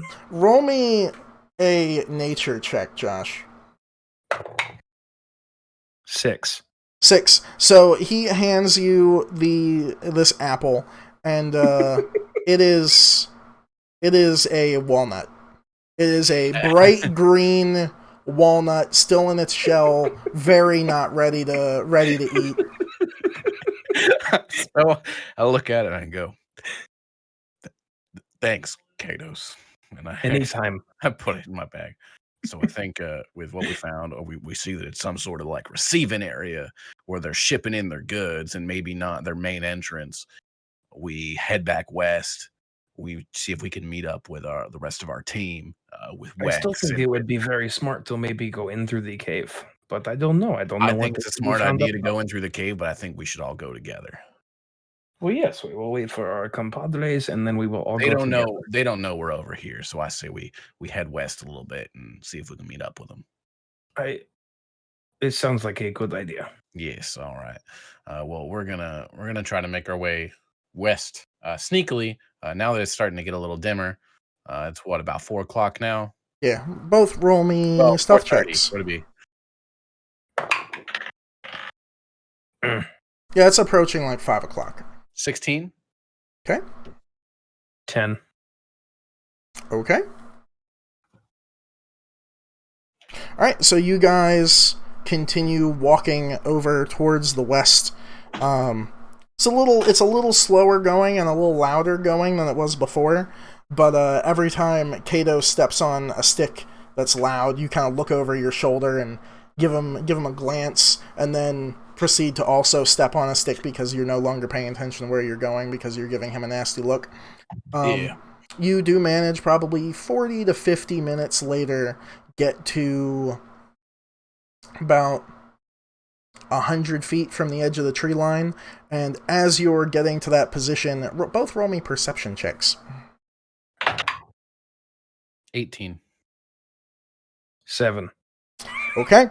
Kados does not notice this, but Remus, you notice a bugbear dangling from a rope, and he lets go. This is probably about 15, 20 feet ahead of you, and he lets go of this rope, and he sticks the landing like a champ, followed closely by your human friend Tommy scaling down the rope, and he gets caught by Torak like a damsel in distress, just like bloop, into Torak's arms. I kind of look at him, just give a, and I'm gonna put my hood down so they don't think I'm, bad. Well, I'm gonna approach these guys and be like, "Hey, over here," and we'll meet in the middle, presumably. Okay. No, you come here. No, we're by the trees. Let's get into some cover. I mean, you're all in the trees. Well, now we're all in the trees, so we're in some cover. I'm only walking 7 feet. You got 7 feet size steps out of me. 1, 2, 3, 4, 5, 6. Why 7 feet? Why would you stop there? Why not go to 8? I only meet halfway, Mr. Kados. Oh, I thought maybe you were just sleepy or something. I'm gonna put my hands up on my torso like this, real high. All right, Tommy Why are you and doing this? So, where's Wex? That's Wex something we had, really haven't established. Wex had some He went bye-bye. he had some other things come up. Apparently an old friend was there, and he recognized him, and we ran after to him, and they said, "We got a job for you," and Wex took it. So, as he said, Wex went bye-bye. Oh, that's okay. I guess I didn't like him very much. He smelled kind of funny, but he did have all of my money. Yeah. I All think right. we have bigger things to worry So, about than that. What right now. what'd y'all find? So we went through a couple of doors. We found a kitchen that was empty, but had some scuff marks. Then we went through another door, same thing. But then we found two staircases that lead down to a door. Mm-hmm. It's like a 10-foot door, pretty big. Yeah. That is a pretty big door. Yeah, thanks for reaffirming what I just said. Yep, and Big for little people. And Almost a badger mole-sized door. There was several people on the other side of that door, so I think that's where we wanna stick it to them. 7 people on the other side of the door. Well, several. Oh, several. Well, we headed east, and we found the cave that we found a pretty cool cave, and we kind of staked it out for a little bit, and we noticed that's where their receiving area is. It's where they bring in their goods, and they had like a wagon of pelts that came in. It was a wagon guarded by 7 of the brands. And well, our good friend Kato's here decided to have a little bit of fun. And he casted a spell at the cave and caused a whole bunch of ruckus. And they didn't seem too alarmed. They said something about, "Oh, it's just that thing acting up again." So they got something. I think they may have a thing in their cave. They may have some kind of scary thing in their cave, but I don't think they can control it. It just kind of lives there, I think, maybe. What sounds like us dealing with you. Katos. You are literally making this up right now. No, I am just assuming that maybe because it is making noises and they are used to it, maybe it just lives in the cave. I don't know. Sounds like us used to you just making noises, you know. Yeah. Well, yeah, that just happens sometimes. You know, all of a sudden my voice gets very deep, and then you don't know who or what is talking and from where. But that happens. So, guys, do you want to go to the cave or do you want to go where we went? Well, that's what we should talk about. So I think the cave would be our smartest option because it seems to be less traffic than a big door. Well, I bet on the other side of the big door, we will see a lot of opposition. I think let's lay out all of our options here. I think we're gonna see. Let's get out of the way that we're gonna see opposition no matter which way we go. Correct. We are not going to our friend's house. When you go to a friend's house, you go in the front door. We are breaking and entering into random people's house, so we go in back door. You just said the cave had 7 people, and I said where we went was several. It was less than that, right, Tora? I bet they are all convening in a centralized room. Yes, like they're just taking different entrances. Would be my best guess there. We know that their base is underground. We heard as much. We heard that they were under the manor. Holly had told us that their main hideout is under the manor. So no matter which way we go, we're gonna see some folks. We're gonna see lots of people, but I think if we take the back way, there may be less security overall because they don't seem to use the top entrance. Because you did not see any people. If they don't seem to use the top entrance, wouldn't that mean that less of them are there? Well, no, I think it would mean it would be more heavily guarded because it is a very big door. And hey guys, was it guarded? It is well known in town that they are at the manor, so they would expect intruders at the front door, not the back door. Barack, what were you saying? I agree with Katos. We should go in the cave. All right. Well, here's what I propose. So my magical cloak of fun, I can change it into any color I want, right? And Didn't you already make your fancy cape red and shiny? They don't know this. I'm talking to them, Katos. But you're just wearing a red cape right now. They don't need to know what your cape does. It's just red. Katos, let me talk to them, please. So I can make, as you can see, I can change my cloak into any color I want. So I fashioned it in this red color, and it's got the hood and everything. And I think I make a pretty convincing red brand. I was thinking that maybe for security purposes, either I take one of y'all in as like a prisoner sort of situation. Say I'm bringing you to glass staff, something like that. See how far we get with that. And then if it comes to punches, if it comes to stabby stabs, then we go that route. But the furthest we can get with the cloak, I think it's our best bet. I'll be the prisoner. I You'll be will the prisoner? depart. Do the Chewbacca thing? I was about to say, I think we should have Katos be the prisoner so he doesn't fucking talk, but... No, he'll that's talk. what you Yeah, want. he'll blow it. Yeah. All right. I Torak, won't talk to anybody that I don't have to talk to. Torak, I think we move ahead with you. What race is everybody, out of curiosity? I'm a tiefling. No, I'm not a tiefling. What am I I'm talking a about? You're a human. You're a tiefling. I'm a human shifter. No, I'm a wild hunt. Yeah, I'm a You're a human. wild hunt rogue shifter thing. No, I'm not. So I'm we not have 2 humans. Yeah, Chris, I'm not human. You are A a wild hunt. human that you're technically a human You that technically- does have, cool things. I have like decidedly different features even when I'm not shifted. Yeah, you're but not you're still a shifted? human shape. Yeah, like my teeth are like different. They're like fangy, and even when I'm not shifted. Hmm. Yeah. Okay. Yeah. I think it is wise we go to the caves. That's all I will say. Fine by me as We already long as established we're doing shut that. your mouth. Yeah. And I will not talk to anybody unless I have to, in which case Stop I'm pretty sure stop talking right now. I could Prove that you persuade cannot all do of the that. people to leave. All right, Torak, I say we move ahead. We do the prisoner plan. Torak and I will move at the front. We'll run east. Well, not run, but we'll walk east along the tree line. We'll find the path. We'll walk in the back. We'll do the whole prisoner thing. You guys follow, a little bit behind us. It's starting to get a little darker, so we should be able to separate ourselves. I do have one question, Make though. it harder for them to see us. How What's do up? we know the Red Brand are even taking prisoners? We don't. So we're just assuming it's normal for them to see this?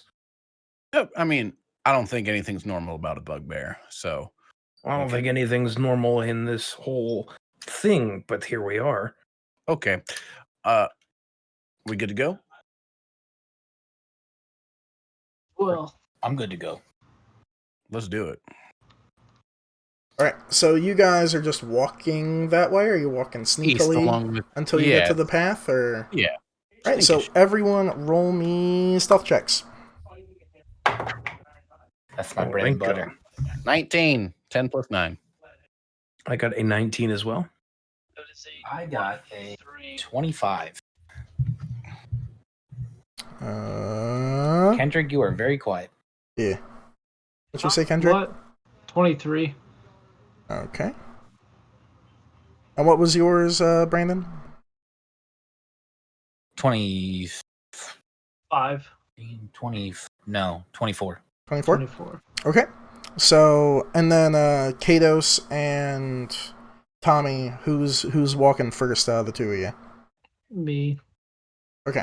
I want to go first. Well, I said it first.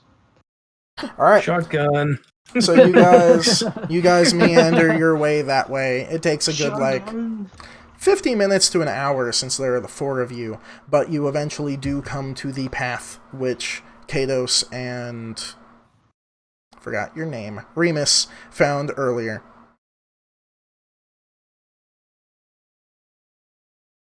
What's the plan? I think we should probably go in the cave now. Well, we got to assume the position, right? We talked about this We already. are in the position. Or maybe take our 10-minute break, because I did not really take one of those. I mean, it's 9:30. I mean, this is a fine place for a 10-minute break. All right. Right in front of the cave. Yeah. So let's take a 10-minute break. We'll be back at 9:45. So an 11-minute break. All right, so we're recording again. Sharks are attracted to blood, not fucking crabs. Pretty much any predator on the planet is attracted by blood. But why do you think people eat medium rare and rare steaks? They taste better. Anyway, don't you dare with your shit here and your ketchup. I'll kill you. Anyway, no ketchup. No ketchup on steak. That doesn't belong. Rare steak with mushrooms. Anyway. The only thing Rare is Wagyu. That's it. Wagyu. Waggy. All right. So last we left off, you guys were like 40 feet away from the cave. The plan was for Remus to pretend that Torak is a bugbear prisoner and he is leading the charge. Tommy, you don't have dark vision, correct? Just a human, so I don't. Just a human, so no, you don't have dark vision. Put your hand on Katos' shoulder. I do. Yeah, I have super dark vision. All right. So Tommy, are you holding on to Katos? Reluctantly, yes. Okay. So in the cave, are you guys trying to be sneaky, or are you just Well, yeah. All right, so everyone roll me stealth checks. Tommy at disadvantage because you can't see. 21. 17 plus 6. Yeah. 23. That's a 18 for me. That's a 6 for me. It's better than a 1. All right. Tommy just wham his face in the Well, I got a 2, so he just shouts out in terror, and then silences again.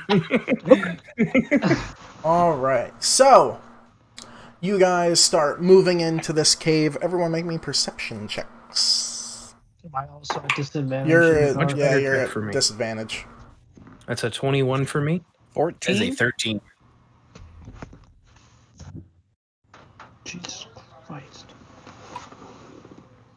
No way, I just got the same roll twice. There you go.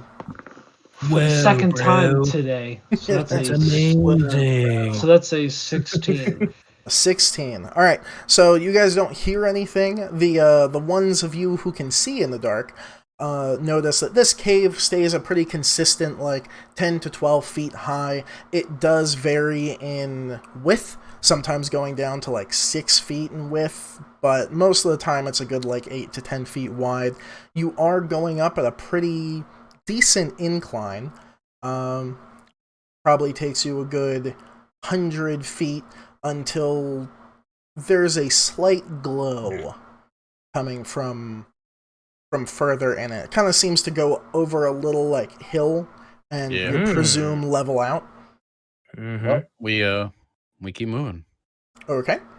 Towards the light. So you get to this little like plateau, and you see in front of you a dark cavern. There is a slight glow coming from the other end of it. It appears that there are glow? like an oil lamp, a very distant oil lamp, like a faint light. I didn't know. Yeah. In front of you, whoever is up there, make perception checks for me. Okay. Am I up there?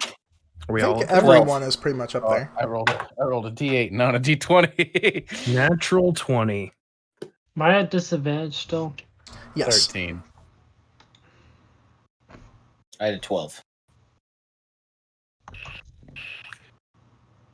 God, I have good rolls, and then you make me roll again. Sorry, it's okay. That's an 11. 11. All right. So the only one of you who can really make out anything is actually Katos.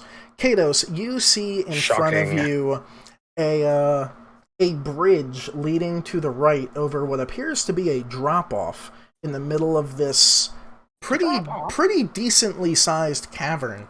It's in the cave. There's a bridge in the cave. There's a bridge in the cave. Okay. It is level with you. To your left, there is a large stalagmite going up a good 30 feet up, almost to the ceiling. Okay. Besides that, you can see 120 feet. Mm-hmm. Okay, so you can, in the back of the cavern, you also see another bridge going across what appears to be a gap ranging between 5 to 10 feet wide. You can't tell how deep it goes because you're not near it.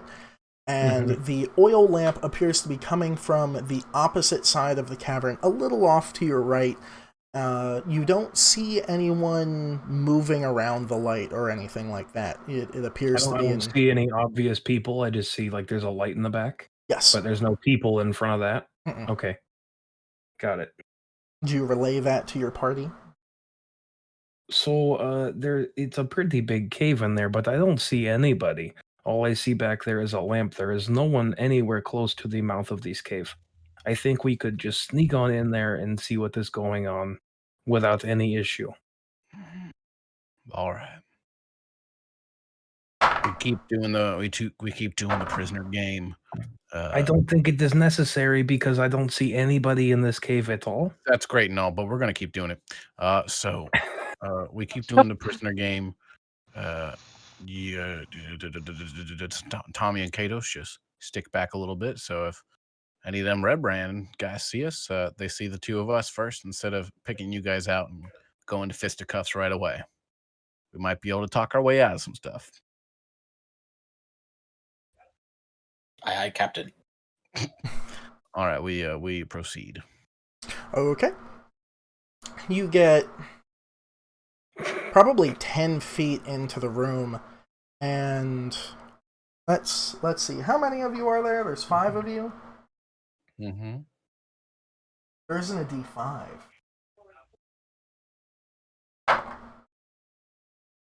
All right. So, who would that end up? Okay. So, make a charisma check, Remus. All right. I can do that.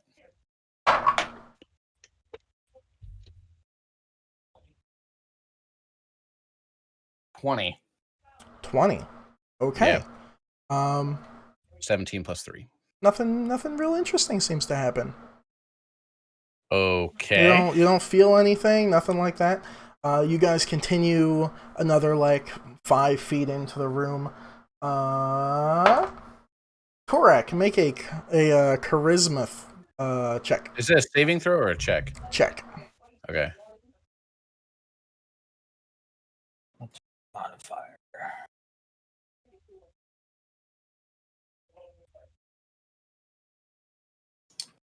16. 16. Okay. Boom, bang, boom, beam, boom. All right. You guys continue a little further into the room. Tommy, make me a charisma check. Here we go. It's not a disadvantage. No, it's just a check. So my D20 plus your charisma modifier. So +1. That is 2. a It's gonna be that's a 5. That's a 3. A 3, better than a 2. He has a +1, so he rolled a 2. Yeah. I did say that. You did. All right. And I hate you Katos. for it. Katos, roll me a charisma check. Easy peasy, boys. It's charisma. 23. Okay. So you guys get probably even with the bridge, and you all of a sudden hear this deep breathing, this and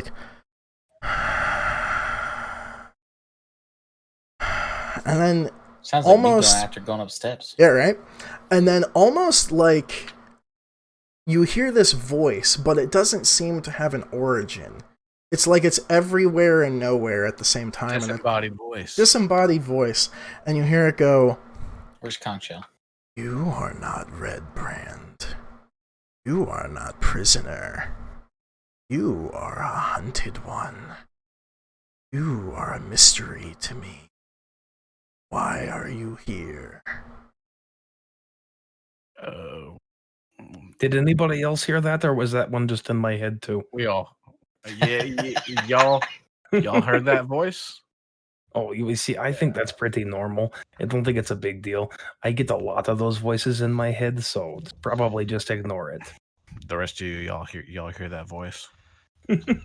Yeah, Indeed. that I didn't like that. Are we supposed to answer? What's the protocol here? Tito's, you're the fucking crazy one. What do we do? Do you talk to Play dead. No, it doesn't want to talk. You just kind of ignore it until then things happen. You know what I mean? It's like I don't like the way that sounds at You know what? all. you never really know what's In gonna the spirit happen. of disagreeing with Katos all the time, fuck you. I think I'm gonna try to talk to it. Hey, voice, sir. We're here on a journey. We're a band of merry adventurers, and we're seeking out some fame and fortune, but mostly fortune. I really don't think it wants to talk to you. It is Too just late. some aberration or thing. It is not a big deal. So you all continue to hear this phantom voice just go, "Fortune you seek is not here, but maybe it could be." All Okay, right. one more question. Everybody heard that one, right? Yes. Yes. Oh, okay. I just Yeah, hear that line a fortune. lot. I hear that line all What the do time. you mean? Maybe it could be. Kados, roll me another charisma check. 19. 19. All right. Why are Mhm. You hear, haunted one. Interesting. What have you brought me for compensation? y'all hear this? Okay, Yes. did everybody hear that one, or was that one just me too? Yeah. What kind of compensation? You mean like What? monetary? Do we mean like blood compensation? Food. Wait a minute, Katos. Food. Why are you called the hunted one? Did you fuck Haunted some shit one. up? Haunted one? Did you? You also did don't ruin- know that it was targeting Kados. Oh, Yeah, okay. yeah, So we- it's just Mhm. okay. Who is so- the haunted one? Food. Do you mean like we got like rations? We got a pony keg of wine back at Raw meat. Items, magic. As What I was have going you? to say, this sounds like some kind of aberration or demon or something, and he really just wants physical things. All right, wait likely, a second. Most likely, he would like something magical, and then he'd really leave us alone. Or we could probably try to kill him, and he probably wouldn't care because he's a bitch anyway. Let's not say that about the disembodied voice. I would really It's like not a big not. deal. Again, I have a lot of experience in this field. Not a big Well, deal. Katos, you're magical, right? Why don't we just Wait, give you to the demon and then we magical- don't have to worry about it? Didn't one of us pick up a magical pendant back at Hollia's, or a magical ring or something? I don't have any magical things at all. I think that's a lie. I mean, I have this crystal, but I don't think it's really worth anything. And this symbol that's around my neck, if you touch it, you'll probably get burnt. That just happens to people. I wouldn't recommend touching that You one. start hearing the sound of a clock, almost like the slight tick. Quick, Katos, just toss set one of your items on the ground. The crystal, the pendant, I don't care. Set it on the ground. No, but I need those things. I can't part with those. What have you ever used them for? Everything? Pull my pistol and put it against Katos' head, and I say, "Do it now." Make an intimidation check. Hell yeah! Oh, shit. What do you roll, Josh, to counter that? That'd be his charisma, I guess. A charisma? Yes, Okay. it would be Yeah, against just a general charisma. charisma. That's a 22. This is gonna be tough. I suck see at what happens, intimidation boys. checks normally. Apparently, we found out Tommy is afraid of disembodied voices. He is. That's a natural 20. So, Plus 3. Kados, you don't seem intimidated. What is he? He's holding a gun to my head? Yes. Yes. Okay. Well, no, listen, you see, both of these items give me the ability to do what I do. Where's And that if I on your part- character sheet? If I that's how That was a joke. this I know. this thing That was- actually works, though. That was just a joke. I'm possessed by things, and my things happen to be items. And if I part with them, I have no powers. Kados, make a Constitution saving throw. Ooh. 19. 19. All right. So you see, poking out from around this stalagmite, this one large, like, green eye. And, let's see. Succeed a DC, okay. Okay. And, nothing happens, but you get this feeling that something bad was supposed to happen. Does my character know what the green eye is? Make an Arcana check. Okay. Or a nature 15. Check, whatever's better. Arcana, I did 15 on Arcana. 15. So you recognize this green eyeball, and it reminds you of a creature that you haven't actually, like, seen, but you've heard stories about from your childhood. You're pretty sure this is a Nothic. So, I don't know if any of you see the green eyeball over there, but it's a Nothic, it's an aberration, it's not a big deal.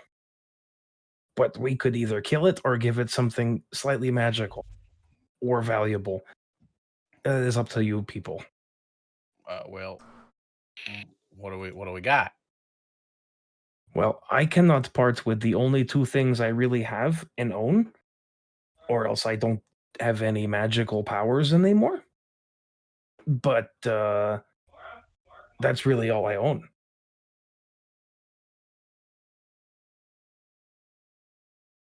Rest of y'all?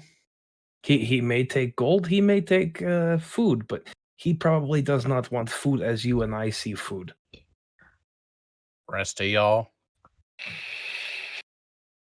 Give him your cape. Ain't happening. I think the cape is far too valuable to give to such an inconvenient and useless thing that lives in a cave. If it's so useless, Was it Wex that had the magical pendant or whatever? Yes. Son of a bitch! Come on, DP. The magical pendant that seemed to have no effect on him at the time. Yes. And he didn't know what it did. Fuck. He still has that. Yep, he has that one.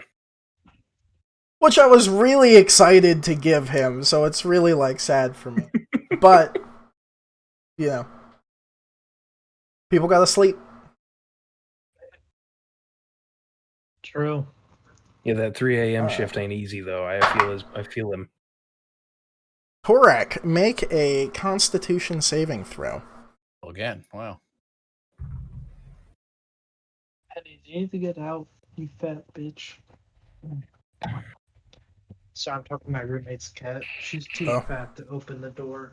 My cat can open the door. That is a dirty 20. It's a dirty 20. Alright, so again, this eye kind of creeps around the stalagmite, and this time locks eyes with you, and nothing seems to happen, but you get the feeling that it is not very happy. You just hear, all of you hear again, food or a deal. What can you offer? Well, I mean, I don't think we have any food that it wants, because I don't think it wants people food. I think it would much rather raw food, and I don't think any of you have any stakes on you. So maybe we offer it some money. We have Tommy. I don't think giving it a person wait a minute. is a fair trade by any means. More money for the rest of us. I don't know if that's the deal she made, though. I think she said per person, and if we return with less people, that's just a deal for her. I'm just messing with you, Tommy. Flare at you. I joke. Remus, make a Constitution saving throw. Fuck. Don't look happy. All right. I suspect I'm suspecting some shady rolls in this game, and so I'm gonna Constitution, you say? Constitution saving throw. 3. 3. Oh, no. Shady rolls? What are you talking about? Uh-oh. You take 8 points of necrotic damage. What are you talking about, Zach? So as you guys are arguing, this eye kind of shifts back around from this pillar and locks onto your eyesight, Remus.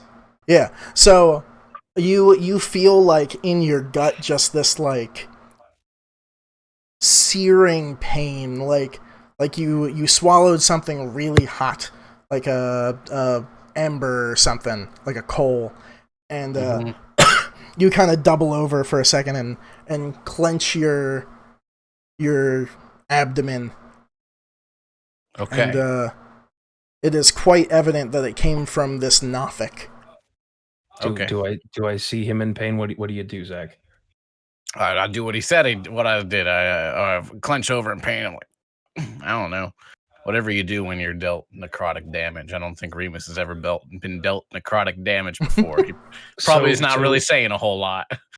So in seeing this, and because I'm pretty familiar with it, I'm going to say, oh no, not to one of my friends, and I'm going to shoot a firebolt at the green eye. Okay, roll a ranged spell attack. And after that, everyone roll initiative. That is a 24. So 24, that will hit. Go ahead and roll damage. Where's my D10? Do. Here we go. Is that plus anything? No, it's just the straight D10. Okay, so that's 7. That's 7 damage. Okay. Sorry, Chris. All right. So as you said, firebolt, correct? Is that what you did, Josh? Yes, firebolt. All right. So you release this firebolt, and it streaks and lights up this cavern a good bit, and it connects just like right under the eye. It kind of looks like it connected to the chest of this thing, and it actually like falls on its backwards, and you can see its arms kind of going, and this just like noise comes out of this thing's mouth. And what did everyone get on initiative? 18.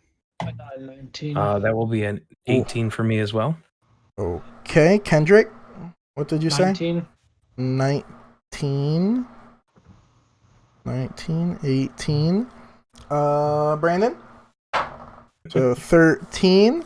Okay, so out of Remus and Kados, let me see here.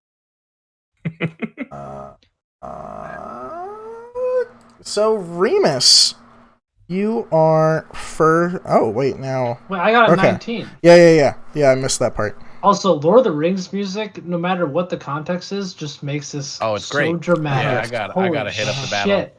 I have my own. I use the playlist that I shared to the other D&D group. And then I like that. I just put on Lord of the Rings, and all of a sudden, boom! It's yeah. it's No, real. I get it. All right, so Tommy, you are first.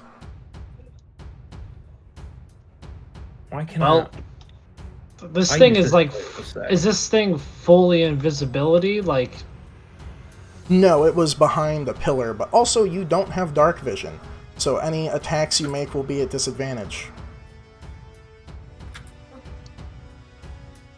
Jesus. So can I even see any of this thing? You can see where Kados shot his firebolt. I guess I'll just take a shot where he fired that. Okay. I hate not having dark vision. Oh my god. Right? Now you know how I feel. This is terrible. Oh my god. You need a light, buddy. You need a torch or something. I have a torch. You do? I think. But you didn't say that you lit it. So I do have a torch. But you didn't can I light that and shoot? No, that would be your action. That would have had to happen before. So you are literally just in the dark right now because you didn't take care of your blind ass self. Well, you guys were being just get some sneaky. night vision goggles, dude.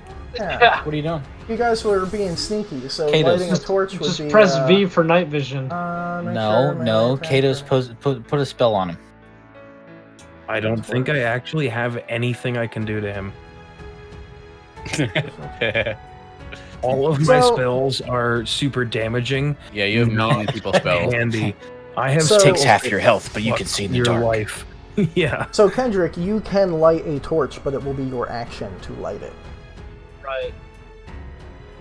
Yeah, Brandon, my spells are called like Ray of Sickness, Hellish Rebuke, Shadow Blade. So you're a warlock. Yes.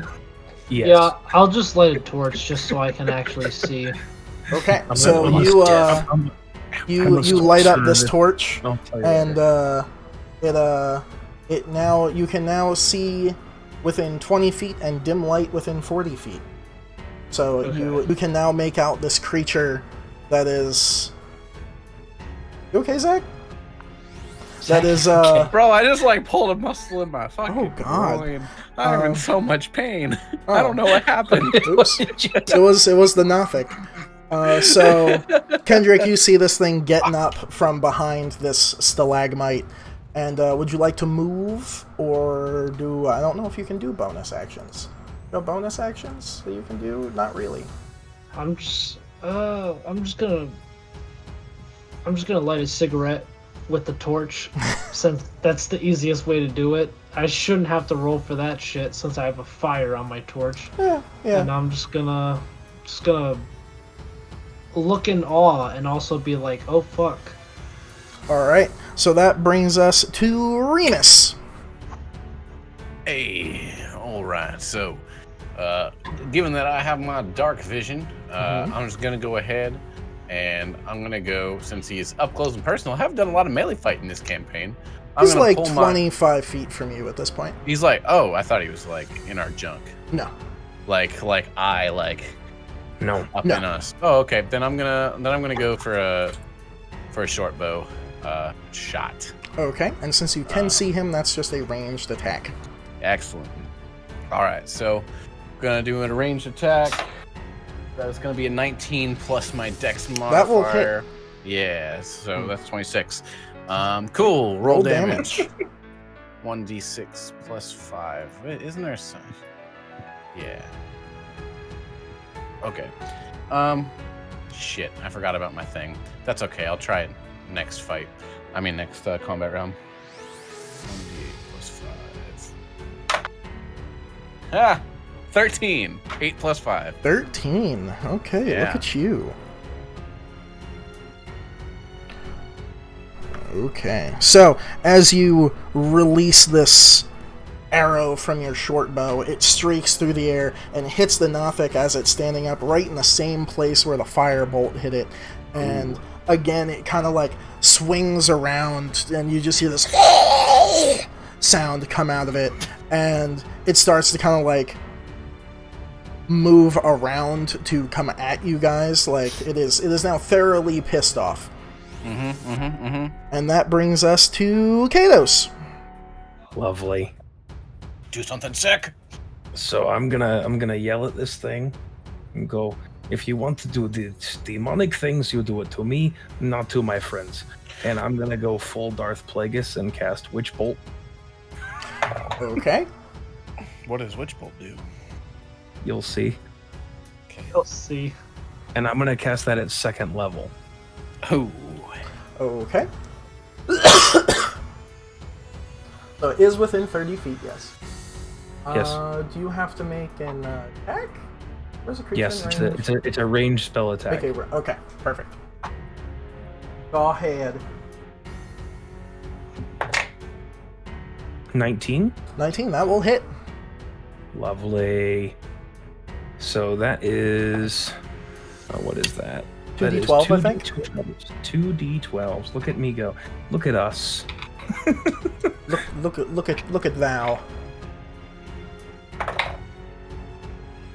That's 20 damage. 20 damage, alright. And I'm going to concentrate on that. Oh my god. So I'm going to keep blasting this dude with lightning out of my fingers. Like Darth Sidious. Like... Okay. And yeah, next time his turn or my turn comes around, he's going to take some more damage. Alright, so as you release this lightning bolt basically from your body that chains you to him, he just like falls to the ground and starts like basically convulsing, but he starts to stand back up, and he starts making like a mad dash towards you guys. It is now Torak's turn. Poor guy. I'm gonna rage. Okay. Oh, yeah. I'll need to make a t-shirt of that. We didn't long rest at all in between our last combat, did we? You did. Yeah, you did. The only person that Okay. didn't was me. Mm-hmm. Yeah. Okay, yeah, I'm gonna rage, and we're gonna go into that little beast form. And how far away am I from this? Only like 15, 20 feet.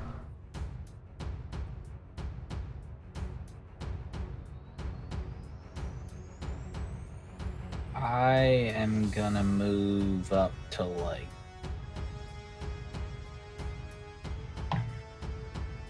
Yeah, I'm gonna move up to like 5 feet and use my bite attack. So melee range. Okay. Go ahead and make a melee attack.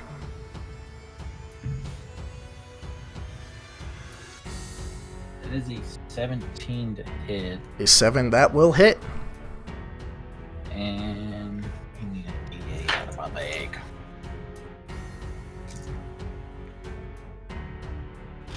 D8. I love D8s. I think they look really cool. They are one of my favorites. They're very pyramid-y, Mhm. but on both sides. That is a 9, and then yeah, that's it, I guess. All right. So what does your do you like get a snoot? Like what? Your mouth transformed into a bestial snout or great mandibles, your choice. So are you a snoot or are you mandibles? Mandibles. You're mandibles. Okay. Bite deals 1d8 plus 4 piercing damage. All right. So as you rage and start running towards this Nothic, your face just kind of contorts, and these two large mandibles come out, and you go into this bite, and you just latch onto this thing's neck and just Jesus. rip out its throat. And this dark black, like ichor-y blood starts spilling out, and it falls on its back and starts like twitching and kind of trying to crawl away, and then just all movement stops. You have thoroughly killed this Nothic. Fuck this thing. I'm Well, glad I picked that one because I was gonna pick the tail, and tail wouldn't have been this fun. definitely see something new every day. Wow! Now Kendrick hurt himself Hey Chris, do we get a point of inspiration for that? for demolishing this. No, for watching Brandon rip its throat out with its teeth. I'll give you guys a point of inspiration for Hell that. yeah! I love that I didn't do anything. Listen, I just lit a torch. Like I can't see, Well, now you can see. So and now I can We see feel- him rip we this feel fucking. thoroughly- Tommy's like the Totally little kid you inspired. feel bad for, so you include him all the time. I Aw. literally went Darth Sidious on his ass. That's Just awesome. And then I was like, yeah, every time my turn comes around, he takes Yeah, more. Tommy lit the lightning torch, and then he's damage. like, "Oh Tommy's shit!" Where is he? all right. So the let me at Nothic him, let me at him. is dead on the ground at your feet, Torak, and we are now out of combat. Make sure you all put down your point of inspiration on your sheet. Yeah, click that little inspire button. So We were inspired. We now- stand in inspiration. now I'm gonna say Torak, in character. I'm going to say in character.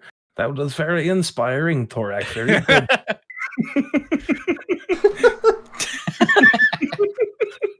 so before you all, Torak, you're the only one that can see down into this crevasse because you're the closest one. But everyone sees before them. This cave is quite large. It goes up a good 40 feet from where you are, and you can still see the faint flicker of a lantern at the far back wall. Now that you guys are a little closer, you can see crates and barrels back there. You don't see anyone or any movement nearby. However, Torak, you do notice that at the bottom of this crevasse, there are several pieces of bodies, and towards the back of it, you make out what seems to be some sort of a box. What would you all like to do? Oh, I also forgot, there are two bridges. Right now. Yeah, but he's in the crevasse, isn't he? He's not in the crevasse, he's right next to the crevasse. Because he moved up to murder the Navik. He sees all that stuff, yeah. Mm-hmm. You mean so crevice be on him when you to say crevasse? Crevasse, the same. Potato, potato. I just wanted to make sure crevasse wasn't smarter. like a... It's like a vase, a vase. Wasn't a word I didn't know what it was. I was like, crevasse is one of those words that just makes you sound intelligent. Yes. Well, yeah, he said crevasse, and I was it's like when you actually take this time to say planet Uranus. You sound like a fucking genius. Right. Yeah, it's not actually Uranus, it's Uranus. Uranus. All right. Like, so, honestly, that's what it is. Uranus. Uranus. All right. So, you all can see everything except what's down in this crevice or crevasse. It does go down about 20 feet, Torak, and it looks traversable. It looks like what you guys did outside to get down to the woods was steeper than this. The box and the bodies in the crevasse, or was that up top? The box and bodies are in the crevasse. They're in the crevasse, okay. They're in the crevasse, so you don't see them. Torak sees them. What do you do with that information, Brandon? I would like to spread that out to the rest of the group. All right, so Torak relays that there are bodies in a box at the bottom of this crevasse. Well, I think it is pretty probable that in that box is all of the valuable things the Nothic has took for offerings from other people. Ooh, that's a thought. But do you think you'd be able to open that up? If we want to try and get down there is another story. It is very far down. I got lots of ropes and pythons and such, and I could rappel down. Remus, won't try to open that box useful. Let's see what's in that box. I mean, let's put this to a vote real quick. Either do we want to take this quick diversion, check out the box before we move on to the red brand? I think it would be a worthwhile trip to check out the box. All right. Knowing what I do about demons and aberrations of the sort. Chris, I'm gonna walk up next to Torak, and I'm gonna peer down into the crevice or crevasse. The vase. I don't care. The vase. The vase. And I'm gonna look down, and I see it there. And so he said it's about 20 feet down, right? Yep. All right. I'm gonna take out of my bag. I'm gonna take a python and some rope, and I'm gonna tie my rope to this python, get a nice clean knot, and I assume it's all stone in here, right? It is. So I'm gonna go to the ground and to the edge of the cliff, and I'm gonna take out my hammer because I have a hammer, believe it or not, it's in my inventory, and I'm gonna king, put my python into the ground. Roll me a survival check. All right, where's my d20? There you I go. want to say at advantage because you're using so much stuff. Yeah, sure. Do advantage. What's my survival modifier? +2. No. So that's a 19. I mean, do I need to roll again? It's 19. No, you're fine. Okay. All right. So you make your way down this 20-foot little crevice, and you make your way down to the bottom, and as you step on the ground, it feels unnaturally cold. Like, in your core, you don't feel like this is a happy place. Like, you kind of get a little sad, and it's just doesn't feel right. Probably about 10 feet from you is this chest or crate. Reluctantly, I'm gonna walk towards it. Okay. You get to it. And is it locked? If I'm gonna try to feel it up, see if is it locked? Or does it just fly open? It is not locked. Okay. You're just gonna open it? I'm gonna check for traps. All right, roll me a sleight of hand check. He learned his lesson. Woo! He did it. And that's a 21, Chris. I think it might actually be. Are traps insight in reality? I think they might be insight. Yeah. Because I read something on Zach's sheet that something happens with insight and tinkering tools. So, but anyway, the thing's not trapped. I'll look that up for later. But I think it's actually insight. Right. But it is not trapped. All right. I'm going to go ahead and open it. All right. So, inside, you find... Oh boy, let's see. One hand. It's just a hand. It's kind of gnawed on a little bit. You find 4... Someone offered a hand. Someone offered a hand. You find 4 regular health potions. You find 2 daggers. Roll me an investigation check looking at these daggers. Okay. 17. 17. On the side of the small scabbards that these daggers go into. And it's an interesting scabbard because it's attached to a belt, but they're both on the same side. Normally with scabbards, there's one on either side, but this one, they're both on the left side. And on these scabbards reads the words, if I can read my own handwriting, Black Hawk Talons. Roll me a history check. Okay. I use daggers. History check, 17 plus 2, 19. 19. Now I have to find that because I'm supposed to read something. Alright. Boom, boom, bam. Bat, boom. Talons. Both of the kind of pommels of these daggers have what looks to be like a bird of prey, like a hawk's head, instead of like a round thing on it. And on the scabbards itself, each side kind of looks like a black wing, kind of enclosing around this dagger. And you actually have heard of these. These belonged to a person named Sir Aldith. And Sir Aldith was actually the person who owned Tresendar Manor. He lived here. And he owned these, and he is rumored to have died when the orcs came through and destroyed most of Phandelver. Okay. So these are presumably his. But he's also dead. So without communicating to the party, sorry here guys, but I'm proficient in dual wielded shit. I'm just gonna. They're on like a belt, you said, right? Yes. Or I'm just gonna go ahead, pick them up, and strap them to me, and just see how I feel about it. Okay. All right. See if it suits. And then you're proficient in dual wield, and you're using a rapier. What's wrong with you? Just what I was able to get. So, also you find about a 1.5 foot. I don't want to call it a staff. I guess you could call it like a quarter staff, but it's made of wood, and it's carved into almost what looks like a totem. Roll me an Arcana check. Oh.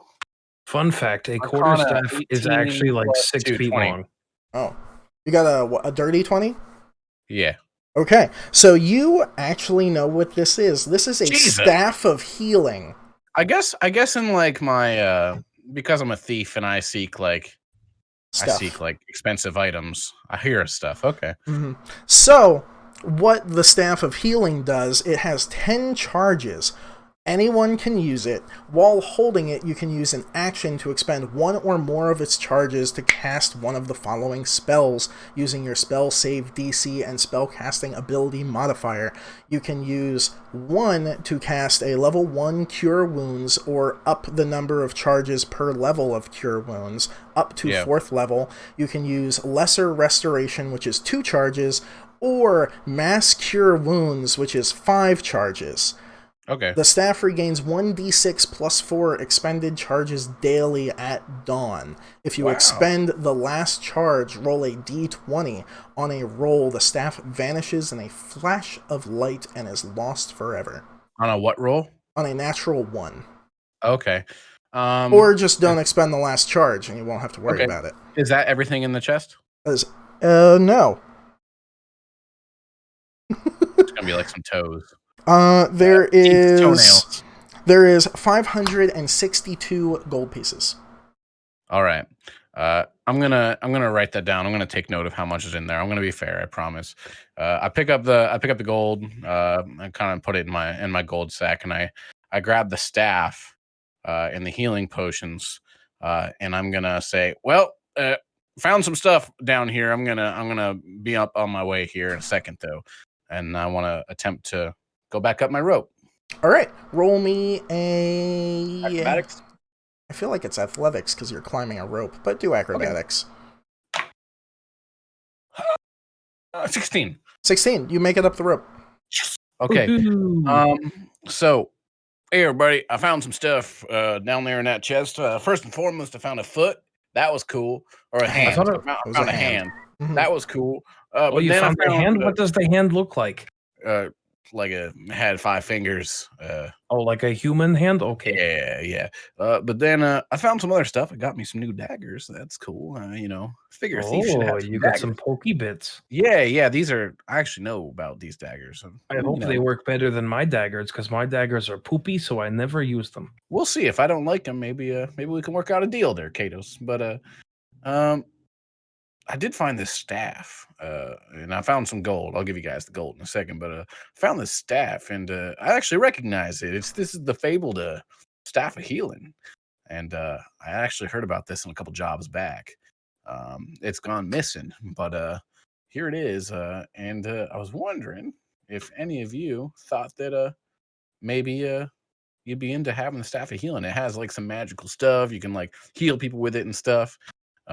But yeah, I mean, I think anybody could use that staff, but someone would have to hold it, which would maybe prevent them from using weapons. Seems like might be up Torak's alley. I mean, I'll take it. You want it? I mean, I could hold these staff because I do not usually hold any weapons. Throw it on your back. But I think you need to hold it to use it. That's kind of how staffs work. Yeah. So I think maybe I could hold it, but if I hold it, I can't promise that maybe I will heal you, or maybe it would be bad times. I'm sure because that happens sometimes too. I'm sure you've never channeled demonic energy through a staff of healing. So Torak or Katos, who am I giving this to? You go back a couple years, things get weird. All right, I kind of toss it over to Katos. Katos, roll me a dexterity check to see if you catch it. Oh God. 12. And you catch it. I got found about 500 gold down there. So everybody, 512 divided by 4 of us. 562. Wait, what? 562 gold. Oh, I thought you said 512. So everyone gets 141 all round up. And I give that out to my good friends. All right, so everyone mark 141 gold up on your character sheets. You can divide that among yourselves because I can't hold money, so it would be very bad times. I will hold on to your money there, Katos. Oh, you can hold on to my money. Would you say 241 or 141? 141.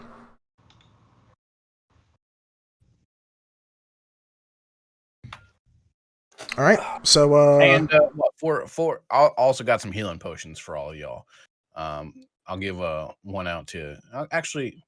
Is anybody really in need of healing potions? I mean, you keep them. I don't like those either. They don't taste very good, so I don't really I'll like give to drink them. Hey, Torak, why don't you take 2 of these, and Tommy, why don't you take 2 of them? I got enough. Sounds good to me. All right. Thank you. all right, so now with the stuff adequately distributed, your options are. This is also another thing I forgot to say. There is the bridge directly to your right, leading across this chasm. There is another one about 30 feet down that also crosses, which if you cross, that's how you would get to this lantern that's flickering in the distance. To all of your lefts, or west, there is a staircase that leads down, and also to the north, there appears to be some sort of opening just past this other bridge that could or could not be another way to go. I just love that the Zach climbed down there and we didn't know there was a staircase, and now we do. The staircase does not lead down there. Oh. The staircase leads away. The crevasse is to your east, and the stairs is to your west. Our west. Is there a map of this that we could maybe possess? There is, but you can't see it yet. Understand. I could send you here. Here, I can do this. I was gonna say, is there one without tags on it? There is one without tags, but it still shows you the whole thing. So, the track that I'm listening to right now is like perfect for what we're doing. It's like mysterious. Oh my god! So we're gonna do mysterious. This. Is it RuneScape music from 2005? No, it's from The Dark Knight Rises. Ooh. I'll put it in the general. Click on this and go new.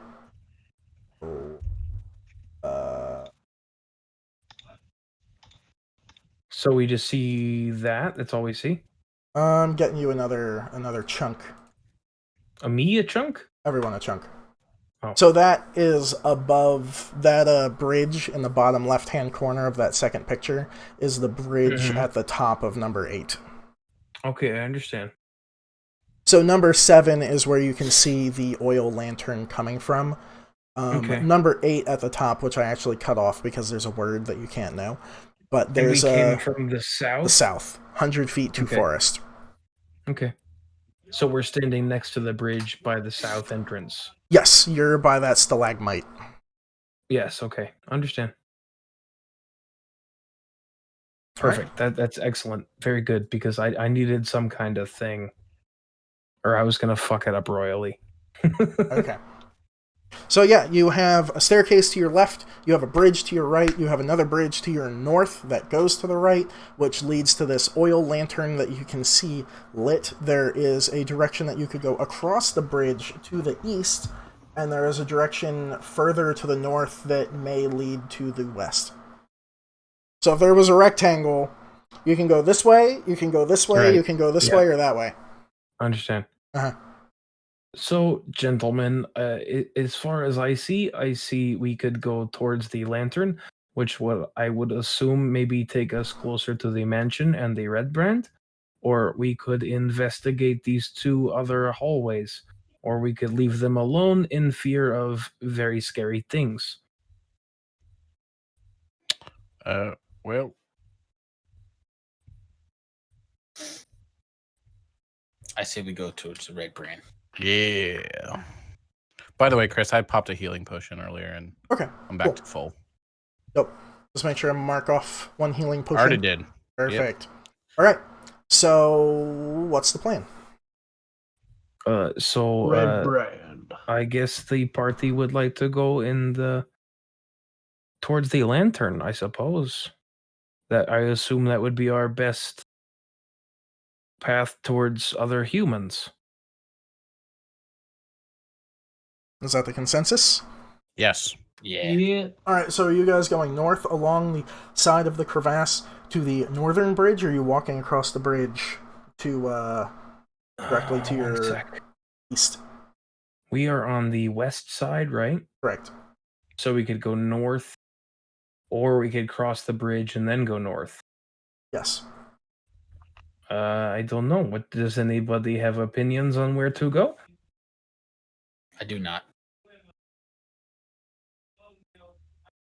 Both sides seem rather passable. I don't think it matters. We don't have to cross any bridges yet if we just stay on this side.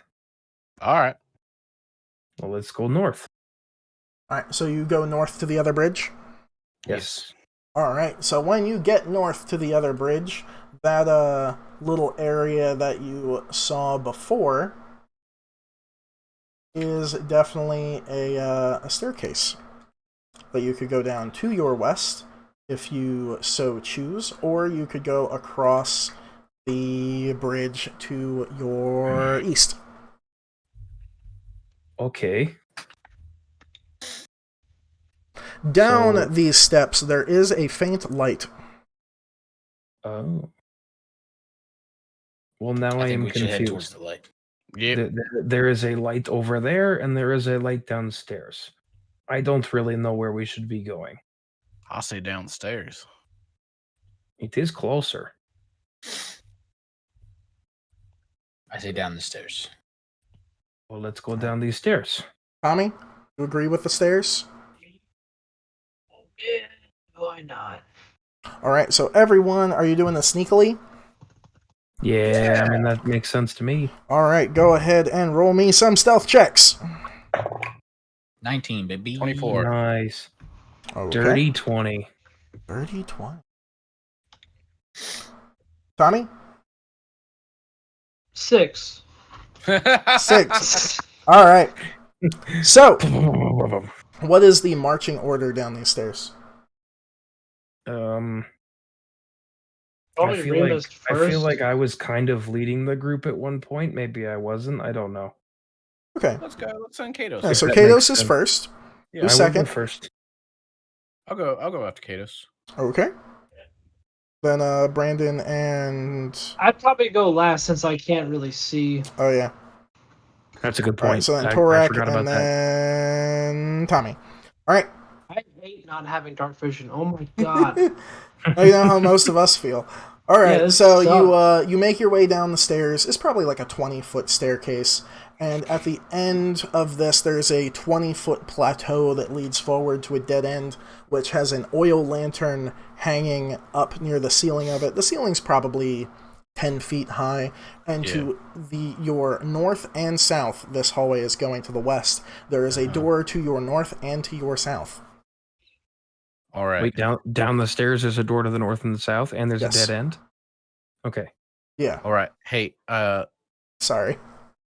Chris, I want to walk up to the door to the south, and I want to see if I can hear anything on the other side of the door.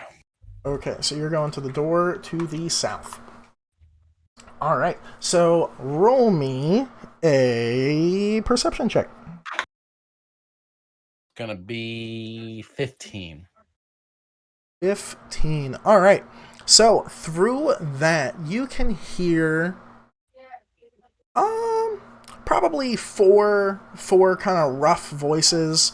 They're not being very quiet. They're kind of loud and rowdy, and you hear some laughing and some talk about money and ups and downs. You get the feeling that there are people on the other side playing cards. Excellent. Well, I'm gonna run back to the group. Well, the group is only like 20 feet away, so yeah. Well, I'm gonna run back because I'm gonna whisper. Where's Kendrick? He can still hear you. He just All can't talk to you. Well, so listen up. We need to be moving north because we came in from the south, and so to get under the manor, I think everything's going to be pretty Didn't we central. come from the east? Oh, the doors were on the north and the south. You came from the east. Yeah, but the We tunnel came was from in the the east. south. Yeah. So I'm just thinking about going north. Okay, in general. yeah. So we want to be moving north, I think. So I got an idea, and let me know if you're in on this or not. Got a little trick me and my buddies used to pull. It's called get help. What I'm gonna do is, I look like a red brand. I got the cloak and everything. I'm gonna go into that door, and I'm gonna ask those guys for help because something happened back at the cave. Some of our guys are down. They're injured, and they need some help. And they're gonna run out of the room with me, and then we're just gonna hit them. But if you remember, they are probably townspeople, and we do not want to harm them as much as possible. Well, we need to move to the north. So what do we do? You listen to the room to your south. Yeah, you listen to the south room. I thought I said north. No, you said You south. said south. I meant to say north. Oh, do you want to listen to the north one? Yeah. Okay. I think I said north the first time, and maybe I said south the second time. I think you definitely said south the second time. Okay. I remember south. Okay. So you want to go back and listen to the north door?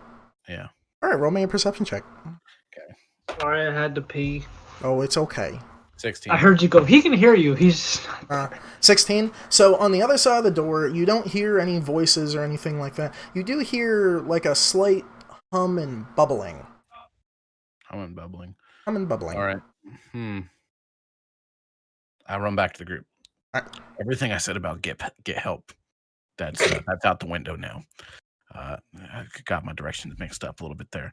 On the other side of this north door, there's like I don't know how I describe it. There's a sound, is almost like a hum and bubbling. I say we should look into this door, but overall, I don't think it aligns with our goals because we're supposed to be going up, and we are going down. Which is north. But we're still going down. Yeah, but when the mansion is up. Yeah, but the south doesn't go up. It goes south. Just vertically. Like we went down a staircase. Then why did you say it was a good idea to come down here? I didn't. I said maybe we should look into it, and then everybody agreed because nobody said anything. I think that's saying we should go down there if you're saying we should look into it. Yeah. I said we could. Well, it's down here for a reason, so I'm gonna go peek open in that door real quick. So Chris, I'm gonna head back over to the door, and I'm gonna try to again. First, I want to check the door for traps. There you go. Roll me a investigation check. I have done the Google. Investigation is. And anyway, I only said there's 13 plus lights. 4 is 17. I said this light was closer.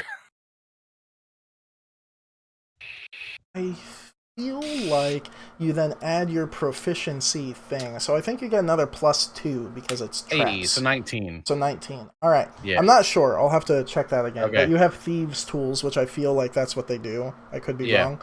But the door is not trapped. Okay, I'm gonna slowly open it and kind of peer in as I open it and see what the source of this sound may be. Okay, so roll me a stealth check. 29, nat 20. Nat 20. All right. So you push open this door, quiet as a mouse, and inside you can see like beakers and kind of glass equipment. There's probably a 20-foot by 20-foot room. On the far east side, you can make out that there is a door frame there. There are no other doors, entrances, or exits to this room besides that one and the one that you were in. There's a small, like, I would call it a kitchen island, just for like descriptors, in the middle of the room. And there are more beakers and what look like potions, but you can't make out what kind of potion they are. And there's nothing else in the room of interest to me. Roll me a perception check. Okay. I didn't make you do that. Sorry. 18. 18. The only other interesting thing that you see is there is a rat in the room. A rat. And it doesn't notice you yet, but there is a rat. How big is this rat? This rat is probably like good 9 inches, like body, plus another like 6-inch tail. It's a decent sized rat. All right. Big old rat. I'm gonna walk over to the beakers with the potions, and I just kind of want to pick the leftmost one up. Okay. I just kind of want to pick it up and like look at it and see what I see about it. Okay. There is a thick, clear substance in it, kind of like syrup consistency, with slightly bright colored sparkles almost in it, or metal flakes. You have not seen this kind of potion before. I'm gonna put it in my bag.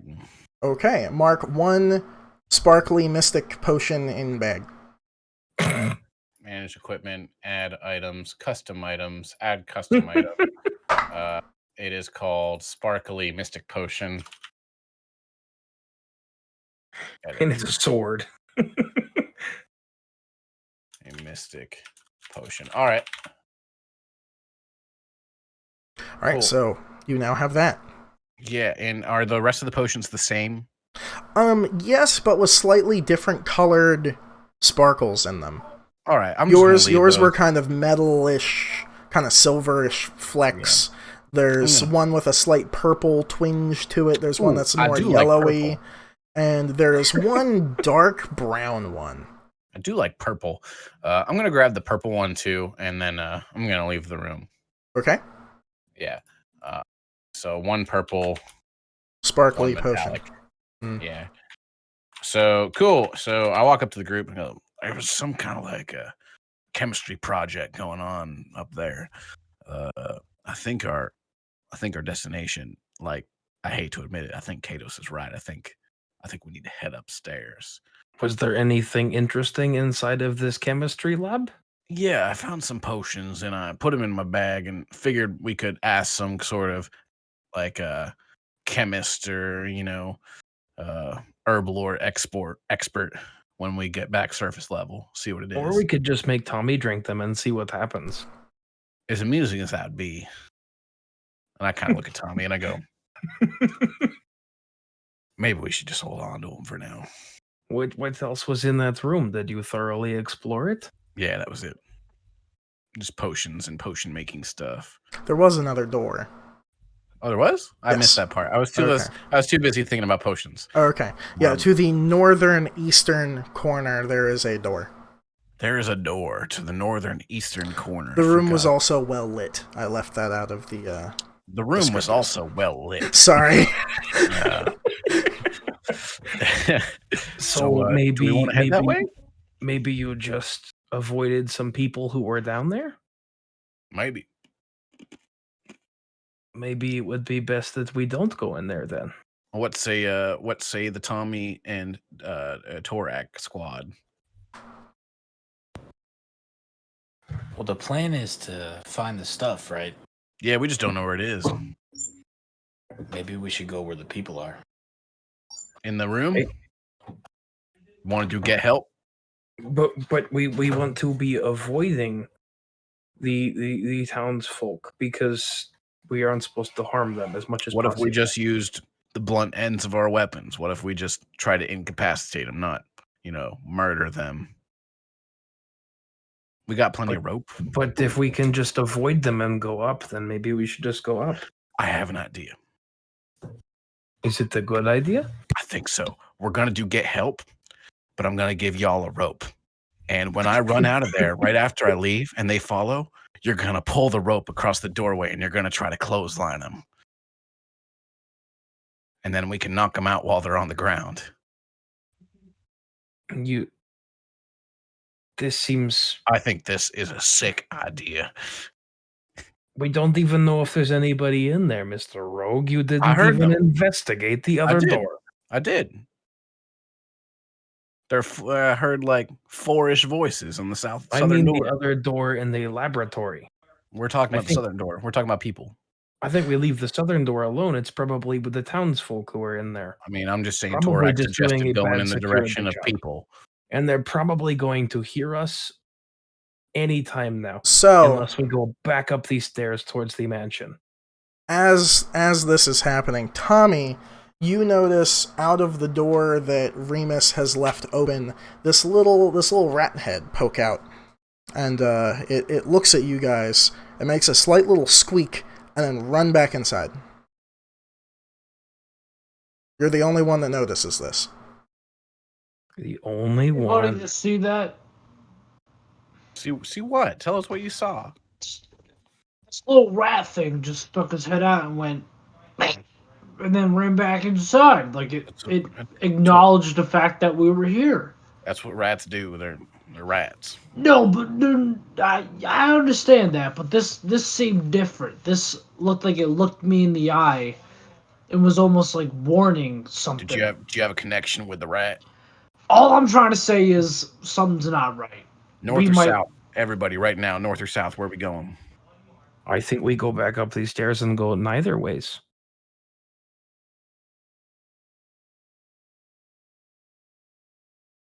What about you guys? He's always going to disagree with us. So, what about you guys? I say we came go back from up what? to Upstairs? The north door? The north door is where the rat went. Yeah. I say the north door. We should really go back up to. I gotta say, I agree with the other two. Let's try to turn back around and go upstairs. All right. We'll try get help upstairs. We're doing get help. All right. Okay. Can you hear me? Great idea. What you say, Brandon? Oh no, I was cut off like 4 times, so I just want to know if you can hear me or not. Oh. I only heard you say one thing about. Okay, yeah, it's probably because of the bucket microphone. We're good. I was just gonna say we should probably go back up to where Tommy and I went in the first time because we would have avoided all this. Oh, you mean like the front entrance? It wasn't the front entrance where we came in. We came in a different door. That's what I tried to explain in the first place, but we kind of just went in the cave. We went through like a back door through It's the too late kitchen, now. and then Yeah, we're we're too here. far along for that now. We're too far past. Yeah, we definitely are. Upstairs or we stay here? We need to decide that right now. We should go back upstairs. Back upstairs? We could Okay. either go upstairs or investigate the laboratory, but I think it would be smarter to go upstairs. Yeah, you just said upstairs like 3 seconds ago, so we're going to I say that you remember. want to go upstairs. I do. I want to go upstairs. All right. I am starting to love Kato's, not gonna lie. All right. Well, all right, so you guys are going upstairs? We're gonna tuck tail and go the other way. All right, so back up the stairs you go. You are now in front of the crevasse. There is a bridge in front of you leading to the west, which then would take you to the north, where you would find the lantern that is glowing, which you can kind of see. Let's do that. All right, so give me a perception check. Everyone who's going to be crossing this bridge. 8.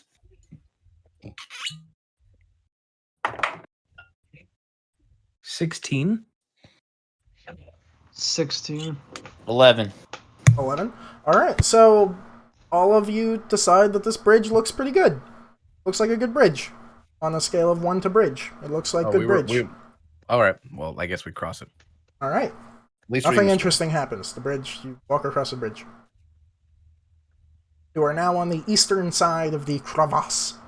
All right. What do we see? I guess it's just to our north now, right? It's just the lantern. There is probably a 20-foot deep room by 40 feet wide room with, you can see a couple barrels, some boxes. There's one oil lantern hanging from the back wall of this area. You don't see any people or things. You just see barrels and crates.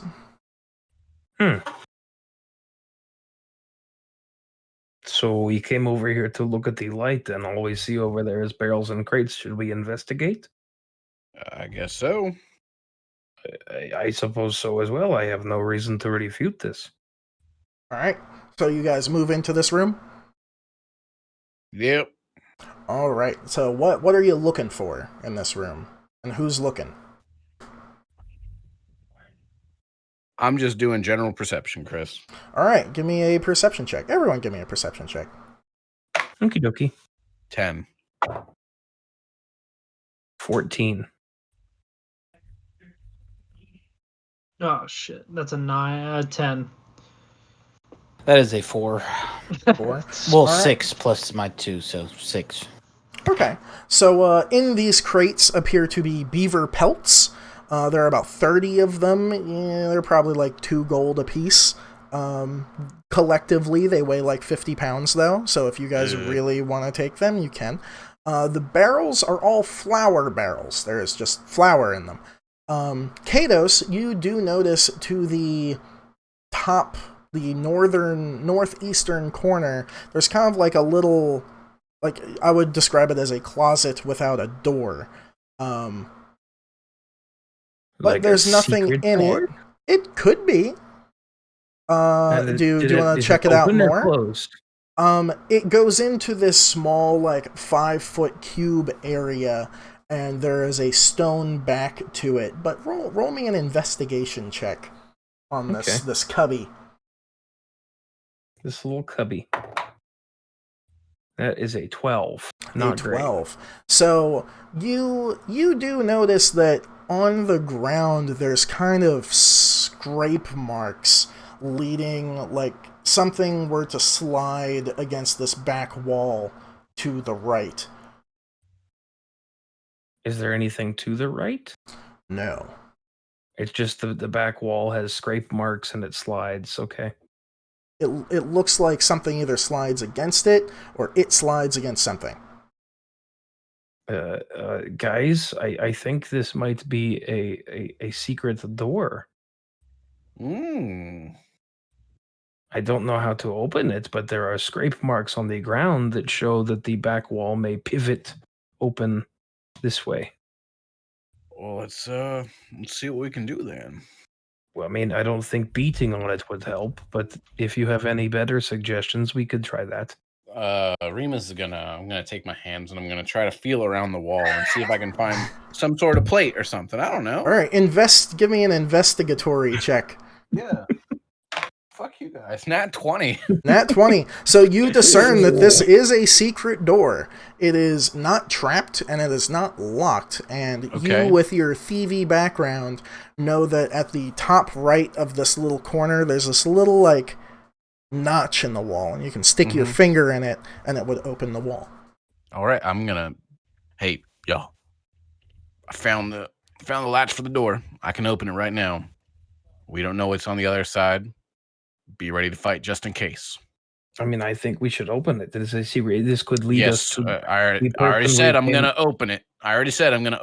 All I said was be ready to fight just in case. Okie dokie. I hit the latch. I pull the latch. All right, and with that, the door, you hear this clunk, and then it starts to slide over to the right, opening into a dark room that is only about 10 feet deep, and directly in front of you is a large oak door, and then it looks like it leads to your right also, but do you want to look to your right? The large oak door, this isn't me talking as Remus.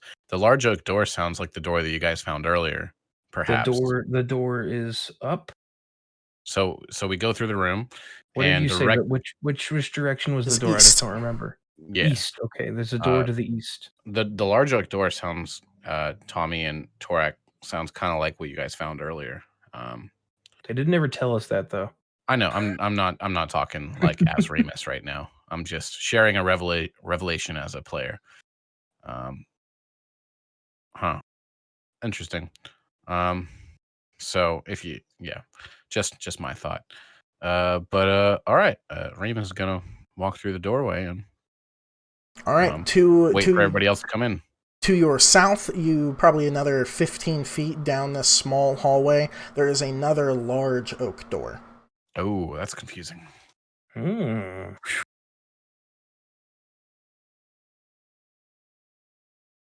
Chris, did you say their door from earlier was an oak door? Aha. It could just be that every interior door in this place is oak, though. I do like oak. Really like oak. Yeah, they might really like oak. I like walnut, actually, but you know. The only person that notices it's oak is Katos. Oh, yes. It's just like, I do like wood. Yes, I do like oak.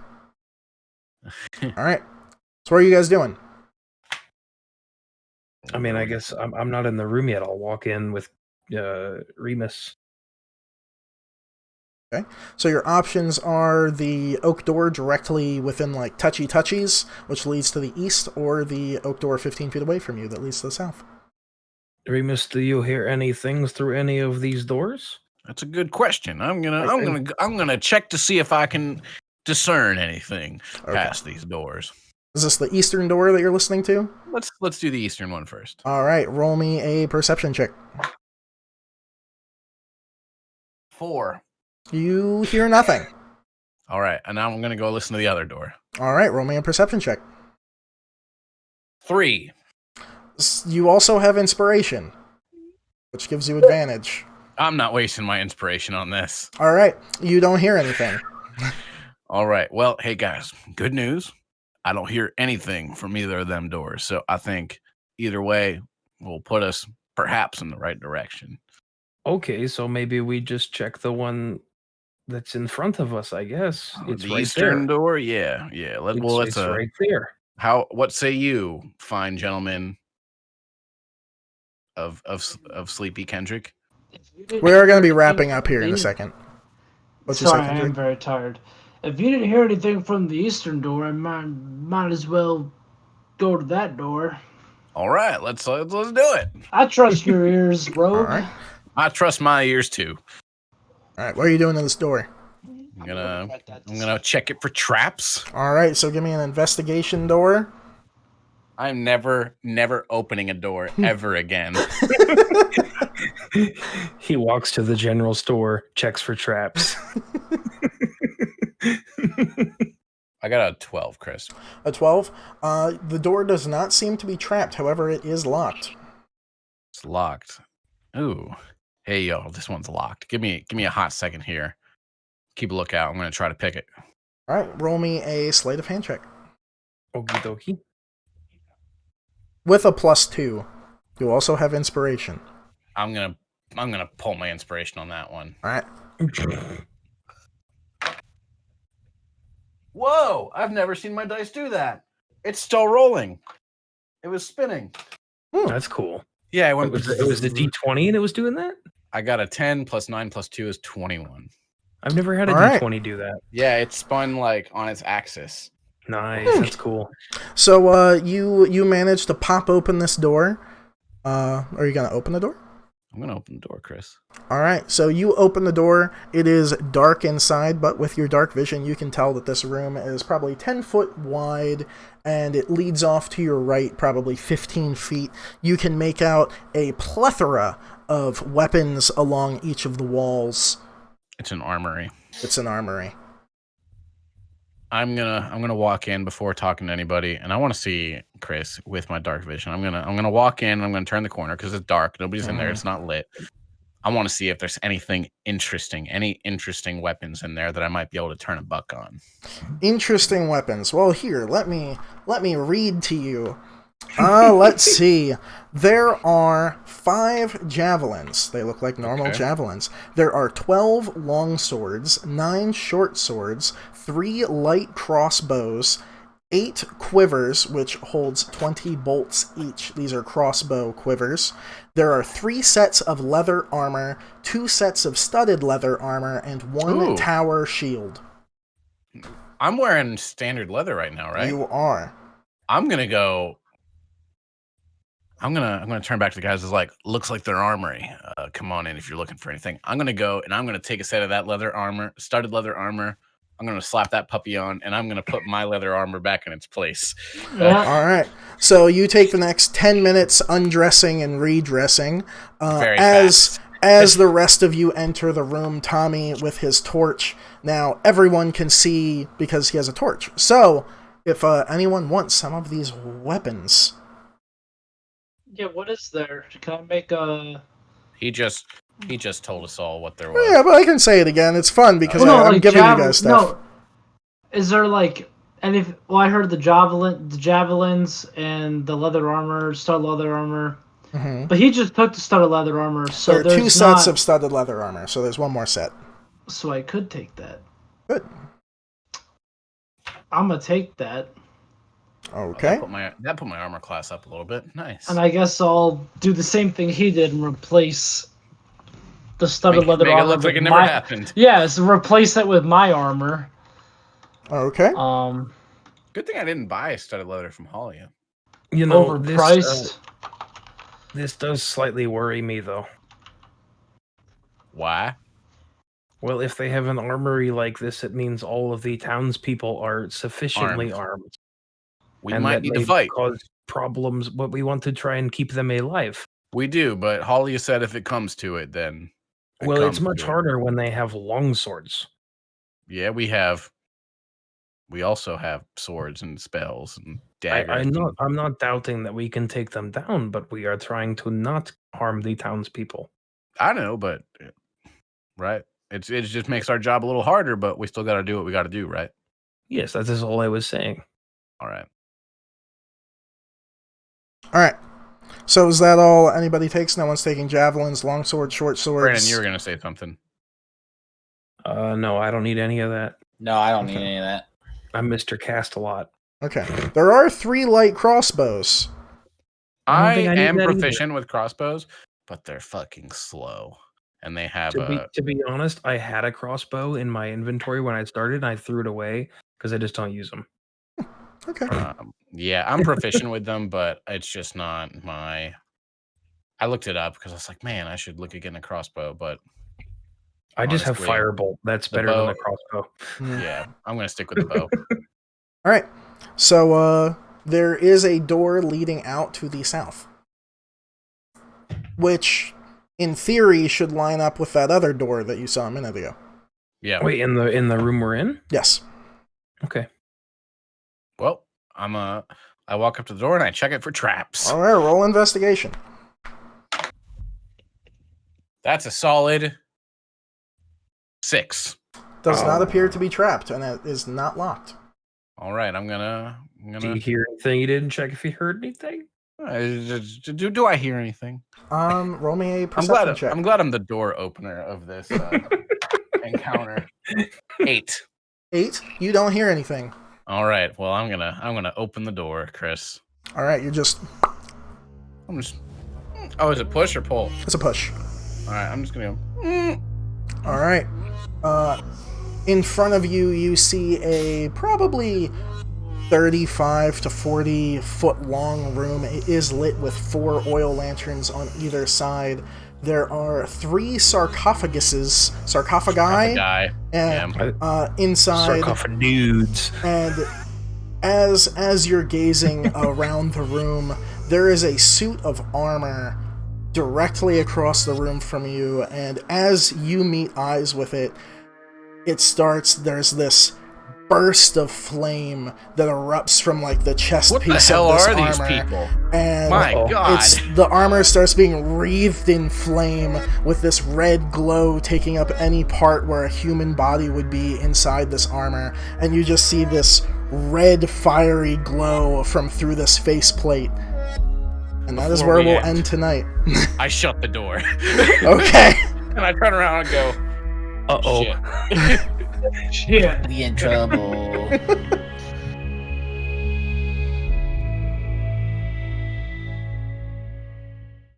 I wanted to get to that so bad. I'm sorry that we went a little later than we normally do. It's all good. do. I got a pee Super Battle Bear back. Okay. Well, thanks for watching, everybody. Have a good night. I love how